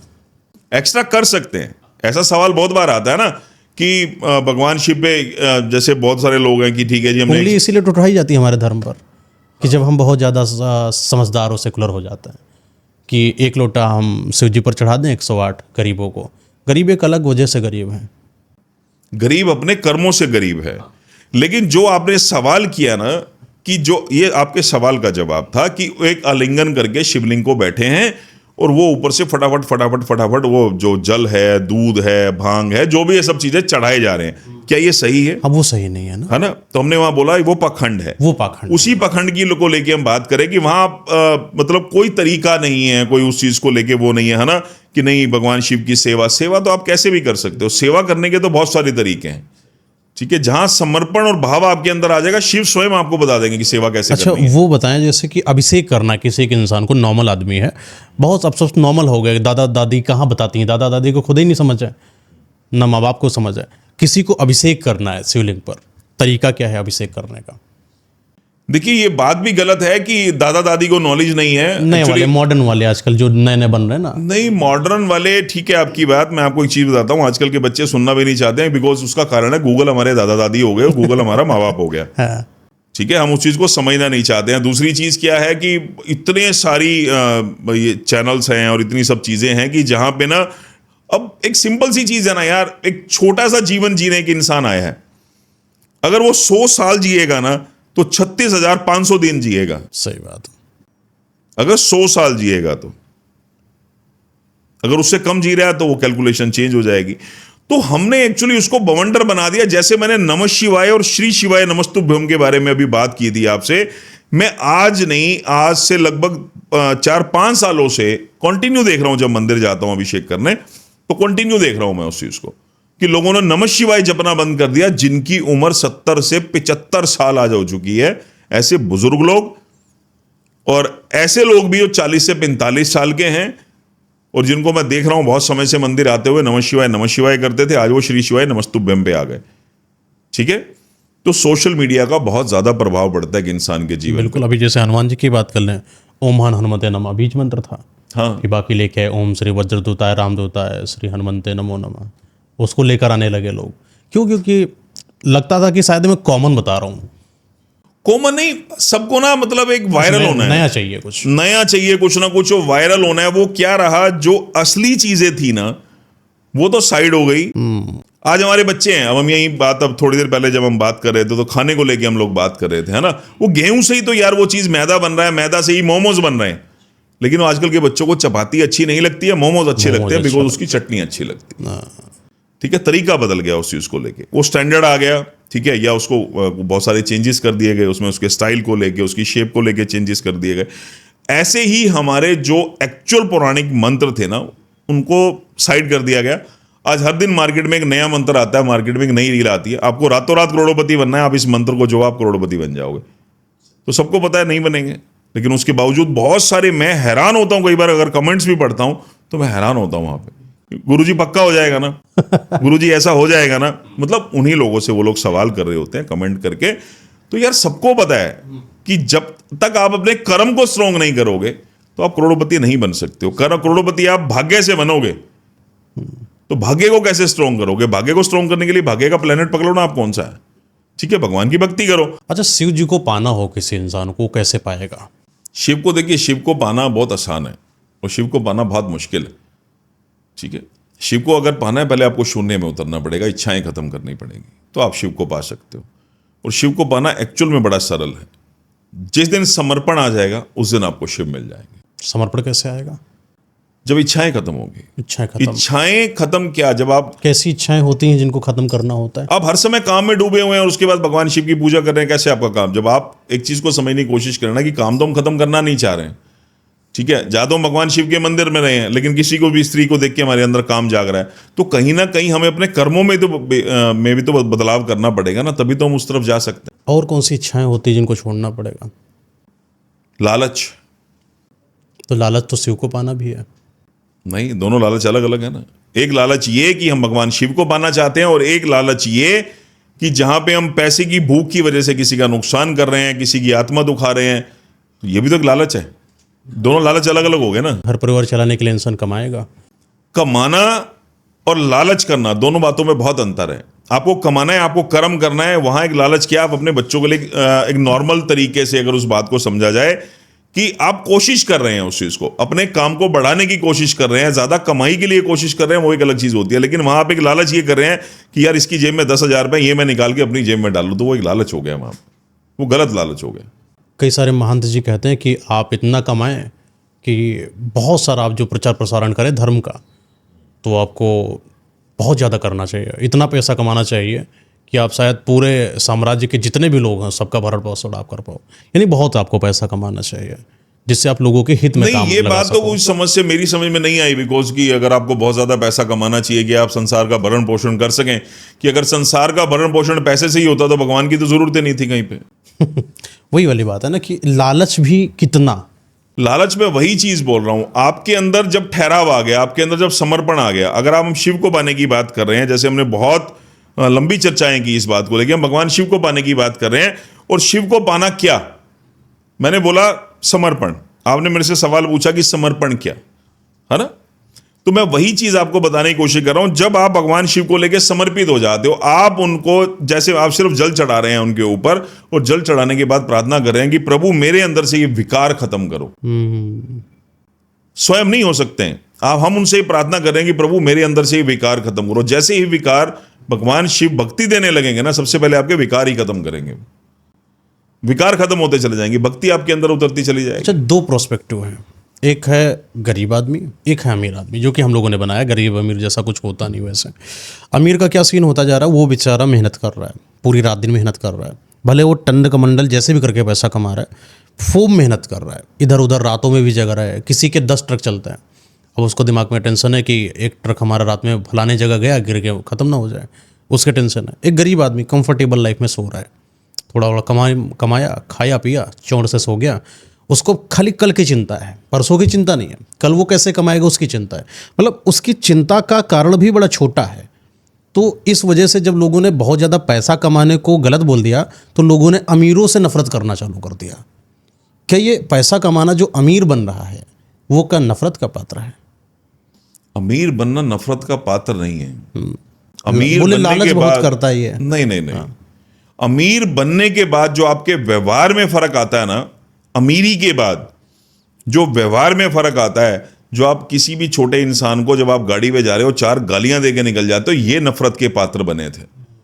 जब किसी भी रिक्शा वाले को वो 10 गंदी गालियां सुना देता है, साइड पे कर इसको, ऐसा वैसा बहुत कुछ बोल के चला जाता है, वो अमीर नफरत का पात्र बना था। अमीर और गरीब होना कहीं दोनों में से कोई भी नफरत का पात्र नहीं है। इंसान के व्यवहार में कैसा बदलाव आया, वो नफरत या प्यार दोनों में से किस काबिल है, ये उसका व्यवहार बताएगा। अच्छा, एक अमीर आदमी है, जल्दी से जा रहा है, उसको कार में कोई दिक्कत हो रही है। एक नॉर्मल गरीब आदमी ने क्या देखा, बड़ी कार से जा रहा है, एक कार वाले हो गए हैं, बहुत बड़े हो गए, तो उसे जलन के मारे उनके आगे खड़ा हो गया, लड़ाई करने लगा। तो अमीर आदमी ने क्या किया, उसको थोड़ा साइड झड़प दिया, क्योंकि साइड से हटो भैया, उसको काम पे निकलना, कुछ बड़े काम के लिए निकलना है, छोटी मोटी चक्करों में नहीं आना है। तो क्या वो उसका जो गरीब आदमी को डांटना फटकारना था वो गलत हो गया? वो गलत नहीं है। जहां आप स्वयं की रक्षा कर रहे हो, जहां आप स्वयं की रक्षा कर रहे हो, यहां पे रक्षा भी आ रही है साथ में। आप बात को समझे कि वो उसको डांट रहा है, फटकार रहा है ना, वो उससे अपने लालच में उस गाड़ी के जान के आगे आ गया, ठीक है ना, उसको नशे के लिए पैसा चाहिए, उसको जिस भी कारण से उसको पैसा चाहिए, वो चीज गलत है, उस गरीब आदमी की गलत है। अमीर आदमी उसको डांट रहा है तो वहां पे वो चीज गलत नहीं है, ऐसा नहीं है। अच्छे और बुरे की परिभाषा, अच्छे और बुरे कर्म की परिभाषा एग्जैक्टली क्या, जिस कर्म को करके आपके आत्मिक सुकून आपको बहुत ज्यादा मिलता है, ठीक है, वो अच्छा कर्म, और वो बुरा कर्म वो जिस कर्म को करने से पहले ही आपको इंट्यूशन आ जाए, परमात्मा आपको रोक दे कि ये मत कर, इसका मतलब वो बुरा कर्म। क्या बात है, ये सही जवाब हुआ इसका। अच्छा, एक और चीज़ है कि जैसे कि शिव जी पर अभिषेक करना है, अभिषेक कैसे करा जाए? अभिषेक आप किसी भी तरीके से कर सकते हैं। अगर आप पड़पंचों में नहीं पढ़ना चाहते, ठीक है, तो सिंपल आप दूध में थोड़े से कच्चे चावल डाल के आप भगवान शिव का अभिषेक कर सकते हैं और जल से अभिषेक कर सकते हैं। अगर आप पड़पंचों में थोड़ा सा आना चाहते हैं, उसके बाद तो हजारों तरीके हैं। आप सेब का रस चढ़ाएं, आप अनार का रस चढ़ाएं, आप आम का रस चढ़ाएं, दही से अभिषेक करें, ये तो पंचामृत में आती है दही, ठीक है। जैसे आजकल ये चीज़ रील्स बहुत ज़्यादा ट्रेंडिंग में है कि अनार से लोग अभिषेक कर रहे हैं, आम से कर रहे हैं, वो सबके अपने अपने भाव हैं, है ना, सबका अपना अपना समर्पण है, वो कैसे करना चाहते हैं। लेकिन यहाँ अगर पड़पंचों से हम लोग बात करें कि साइड पे हट के आपकी पॉकेट भी अलाउ करे और आपको तकलीफ भी ना हो, तो उसके लिए आप सिंपल दूध, दही, थोड़ा थोड़ा दूध, दही, देसी घी, शक्कर और शहद से आप अभिषेक करें और साथ में जल से आप अभिषेक करें और बेलपत्र आसपास हो तो आप उनको वो चढ़ा के और भगवान शिव का अभिषेक करें। सबसे पहले समर्पण भाव, वहां जाने के बाद सबसे पहले एक ही चीज बोल दें, प्रभु मैं अपने विकारों को छोड़ने आया हूं यहाँ पे, मेरे विकारों को आज हर लेना। तरीका क्या रहेगा? पहले दूध, फिर दही? पहले दूध, फिर जल, फिर दही, फिर जल, उसके बाद देसी घी, शक्कर अच्छे से मसल के पिंडी। अच्छा, जब दही को मसलना है।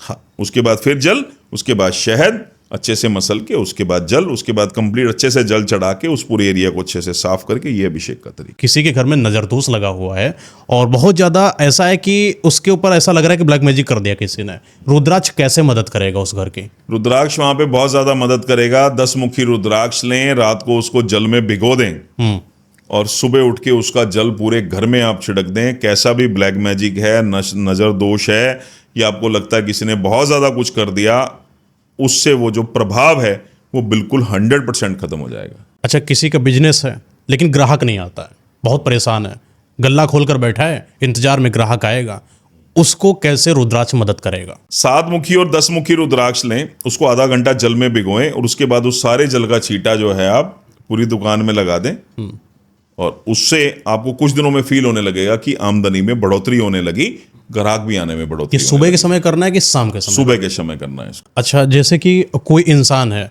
उसको अपने जीवन में कॉन्फिडेंस लाना, एक होता है कि रुद्राक्ष के जल को ग्रहण करना, ये रुद्राक्ष के जल को ग्रहण कैसे करा जाता है और किनको ये फायदा करता है? जैसे ये जल है, हाँ देखिए उसमें क्या रहता है, अंदरूनी कोई समस्या है, जो शारीरिक कोई समस्या है, तो वहां रुद्राक्ष का जल लेना चाहिए। बहुत सारी बीमारियों में रुद्राक्ष के जल को इस्तेमाल किया जाता है। और बाहरी कोई समस्या है, जैसे कॉन्फिडेंस नहीं है, या बाहरी अगर आप कोई संघर्ष कर रहे हैं, जॉब के लिए आप बहुत ज्यादा संघर्ष कर रहे हैं, वहां आपको रुद्राक्ष धारण करना चाहिए। अब जैसे जल है, जल को आप रात को रुद्राक्ष को पानी में भिगो दें। जिस भी समस्या से आप जूझ रहे हैं उससे रिलेटेड रुद्राक्ष को आप रात को पानी में भिगो दें, सुबह उठकर उसका आप जल ले लें, तो जितनी भी अंदरूनी समस्याएं हैं, शारीरिक रोग है, कोई कष्ट है, तो उससे वो जो समस्याएं आपकी खत्म होती चली जाएंगी। क्या किसी को गोरा होना है उसके लिए रुद्राक्ष मदद करेगा? क्या जल मदद करेगा या कोई और तरीका है? किसी को गोरा होना है उसके लिए कोई रुद्राक्ष नहीं है। अच्छा दिखना है, खूबसूरत दिखना है, अट्रैक्टिव दिखना है, उसके लिए आपको अपना वीनस अच्छा करना पड़ेगा। वीनस अच्छा करने के लिए बहुत सारी चीजें हैं। पहले तो जो लड़कियां हैं या स्त्रियां हैं, उन पे एक इंसान अगर पुरुष है तो वो गंदी नजर डालना बंद कर दे, अच्छा, सबसे पहले। और अगर स्त्री है तो अगर किसी पराये पुरुष को देख के उसके मन में अगर काम जाग रहा है, विचार जैसे जाग रहे हैं, तो कहीं ना कहीं वो अपने शुक्र को खराब कर रही है। पहले तो अपने शुक्र को अच्छा करें, तो वो तो शुक्र अच्छा हो जाएगा तो नेचुरल ब्यूटी, ग्लो, ये सब चीजें मिल जाएंगी। वहां पर रुद्राक्ष कैसे मदद करेगा? 6 मुखी रुद्राक्ष धारण कर सकते हैं। अच्छा, बहुत अच्छे रिजल्ट हैं उसके। जल में इसका जल ग्रहण करना है? इसका जल भी पिया जा सकता है। मैंने बोला ना, अगर शारीरिक समस्या है कोई तो उसके लिए जल पिए, और अगर बॉडी की ऑरा को एनहांस करना है तो उसके लिए रुद्राक्ष धारण करें। ठीक है। कोई इंसान रुद्राक्ष की माला को धारण करना चाहता है, एक माला के अंदर अगर सस्ते से सस्ते, कम से कम रुपयों में कोई एक माला बनवानी हो, उसमें कितने रुद्राक्ष और किस मतलब कि कितने मुख का रुद्राक्ष उसमें धारण कराएं? 5 मुखी रुद्राक्ष की माला बनती है। 5 मुखी रुद्राक्ष की माला वो धारण कर सकता है। 108 मन के उस रुद्राक्ष में होते हैं, एक सुमेरु होता है, ठीक है। 109 मन के की माला वो धारण कर सकता है। 150, 200, 250, 300, 400 रुपए में अच्छी माला उसको मिल सकती है और वो उसको धारण कर सकता है, और रिजल्ट 100% है। अगर आप बहुत ज़्यादा दिखावे में नहीं जाना चाहते कि नहीं मुझे बहुत ज़्यादा महंगा रुद्राक्ष पहनूंगा तो बहुत ज़्यादा अच्छे रिजल्ट आएंगे, ऐसा नहीं है। आप उस माला को भी पहन लेंगे तो भी आपको शिव कृपा मिलनी शुरू हो। अच्छा, आजकल के लोग फैशन के चक्कर में कुछ ऐसे एक्सेसरीज को पहन रहे हैं जिसमें रुद्राक्ष बना हुआ है, चाहे वो प्लास्टिक का बना हो या नहीं हो, लेकिन लोगों को बेचा जा रहा है कि रुद्राक्ष का बना हो। लोग खरीद भी ले रहे हैं क्योंकि लोगों को लगता है कि रुद्राक्ष शायद मदद करेगा। तो क्या वो मदद करेगा? वो बिल्कुल भी मदद नहीं करेगा। वो बिल्कुल भी मदद नहीं करेगा। वैसे अगर हम कुंभ की बात करें तो कुंभ में ऐसा सुनना आया था 5000 करोड़ का रुद्राक्ष बिक गया वहां पे, ऐसा सुनने में आया था, ठीक है। तो आप एक चीज देखिए, रुद्राक्ष पे नाग घूम रहा है, रुद्राक्ष पे शिवलिंग बना हुआ है, ये सब मिथ बातें हैं, ऐसा कुछ भी नहीं है। प्लास्टिक अगर आप पहन रहे हैं तो रुद्राक्ष बिल्कुल भी काम नहीं करेगा, किसी भी तरीके से काम नहीं करेगा। और इसका अपराध होगा, अपराध लगेगा, अपराध, नेगेटिव रिजल्ट आ सकते हैं। जैसे मैंने पहले भी बोला, बहुत सारे ऐसे जो हमारे इंडिया में कुछ ऐसे दाने हैं जो एक जबरदस्ती खेती करके उगाए गए या जैसे मर्जी समझ, उसके नेगेटिव रिजल्ट आते ही आते हैं, बहुत बार आते हैं। किसी को अपने रिश्ते को मजबूत करना है, चाहे वो हस्बैंड वाइफ हो या गर्लफ्रेंड बॉयफ्रेंड, आजकल का जो चल रहा है, इनको अपने रिश्ते को मजबूत करना हो, उनको कौन से रुद्राक्ष मदद करेंगे? इसके लिए फीमेल को गौरी शंकर रुद्राक्ष धारण करना चाहिए। मेल्स भी कर सकते हैं गौरी शंकर रुद्राक्ष। ये एक तो बॉन्डिंग बहुत अच्छी बनाता है, रिलेशनशिप में मधुरता लेके आता है, प्रेम लेके आता है।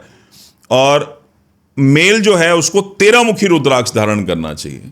ये संबंधों में मधुरता लेके आएगा, अंडरस्टैंडिंग लेके आएगा, अच्छी बॉन्डिंग लेके आएगा। बहुत अच्छे रिजल्ट हैं इसके गौरी शंकर रुद्राक्ष और 13 मुखी कॉम्बिनेशन के, बहुत अच्छे रिजल्ट हैं। अच्छा, एक चीज़ आपने बताया था अभी ऑफ कैमरा में कि जो महिलाएं होती हैं और जो पति इनके रहे, इनके बीच में जो रिश्ता बिगड़ा, तो आपने एक तरीका बताया था।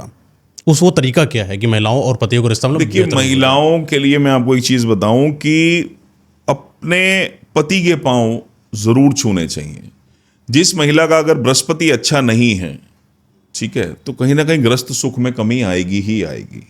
तो उनको अपने पति के पांव जरूर छूने चाहिए, ठीक है। और जो पुरुष हैं, अगर उनका शुक्र अच्छा नहीं है तो भी संबंधों में दिक्कत कहीं ना कहीं आएगी ही आएगी। तो उनको अपनी जो धर्मपत्नी है उनकी मांग सिंदूर से डेली जरूर भरनी चाहिए। इससे संबंधों में बहुत ज्यादा मधुरता आती है, बहुत ज्यादा मधुरता आती है। और कुछ आपने बताया था कि जाएंगे घर तो कुछ लेकर जरूर जाइए, सरप्राइज कर नहीं, हाँ, अगर किसी मेल को अपना वीनस बहुत ज़्यादा अच्छा करना है और वो हर फ्राइडे को, है ना, अपनी वाइफ को छोटा सा, इसको मतलब दूसरे वे में ना लें कि बहुत महंगा गिफ्ट लेके जाना है वाइफ के लिए, एक प्यारा सा गिफ्ट अपनी वाइफ के लिए ज़रूर लेके जाएं। आप नेल पेंट ले सकते हैं, आप लिपस्टिक ले सकते हैं, है ना, एक अच्छा सा डीओ ले सकते हैं, एक प्यारी सी ड्रेस ले सकते हैं। इससे आपका जो वीनस है वो बहुत अच्छे लेवल पे काम उनको करेगा। सरप्राइज करें, उनको देना सरप्राइज है, उनको बताना नहीं। क्या बात है। तो चलिए, बहुत ऐसी चीज़ें हैं जो सर से कभी और भी बातचीत करेंगे। और फिलहाल आज का जो पॉडकास्ट रहा रुद्राक्ष से संबंधित, अगर आपको कोई ऐसी चीज़ लगती है जो रुद्राक्ष में पूछी जा सकती थी, या कोई ऐसी चीज़ जो आपको लगता है कि इसको कैसे किया जाए, पॉडकास्ट में कुछ अधूरा सा रह गया हो या कुछ बातें मन की रह गई हो, सारी चीज़ें कमेंट करिए। और अगर कमेंट में कुछ ऐसी चीज़ें आती हैं जिनके बारे में हमने बातचीत नहीं करी है, तो एक बार सर को फिर से बुलाया जाएगा पॉडकास्ट पर और उन टॉपिक पर डिटेल में चर्चा करी जाएगी। साथ ही साथ अगर आपको कोई समस्या हो तो वो भी लिखिए, सर साथ ही साथ हमारे कमेंट्स को भी कहीं ना कहीं रिकॉग्नाइज करेंगे और जवाब जरूर देंगे कमेंट में लोगों का। जी बिल्कुल, आपके कमेंट्स का जवाब दिया जाएगा, बहुत अच्छे से जवाब दिया जाएगा। जो भी आपके सवालात हैं, आपके जीवन की समस्याएं हैं, आप बिल्कुल कमेंट करके आप कमेंट करिए, उसका रिप्लाई हम जरूर करेंगे। और सर के बारे में थोड़ा 25 साल से लगातार जो है रुद्राक्ष का काम कर रहे हैं। अगर आपको कोई चीज़ जरूरत पड़ती है रुद्राक्ष से संबंधित, वो भी मैं लगा दूंगा, देख लीजिएगा। अगर आपको जरूरत पड़ती है तो सर से बातचीत भी कर सकते हैं, कंसल्टेशन वगैरह। हाँ बिल्कुल, अगर कंसल्टेशन करना चाहते हैं कंसल्टेशन भी कर सकते हैं। रुद्राक्ष सजेशन इस पूरे इंडिया में सिर्फ एक हमारी फर्म ही ऐसी है जो रुद्राक्ष सजेशन भी हम लोग फ्री में देते हैं। व्हाट्सएप करें आप, और व्हाट्सएप पे आप अपनी क्वेरी डाल दें, अपनी बर्थ डिटेल डाल दें, जो भी बेस्ट कॉम्बिनेशन होता है जी जी, वो हम लोग सजेस्ट कर देते हैं। बहुत बहुत धन्यवाद सर आपका अपना समय देने के लिए। हर हर महादेव।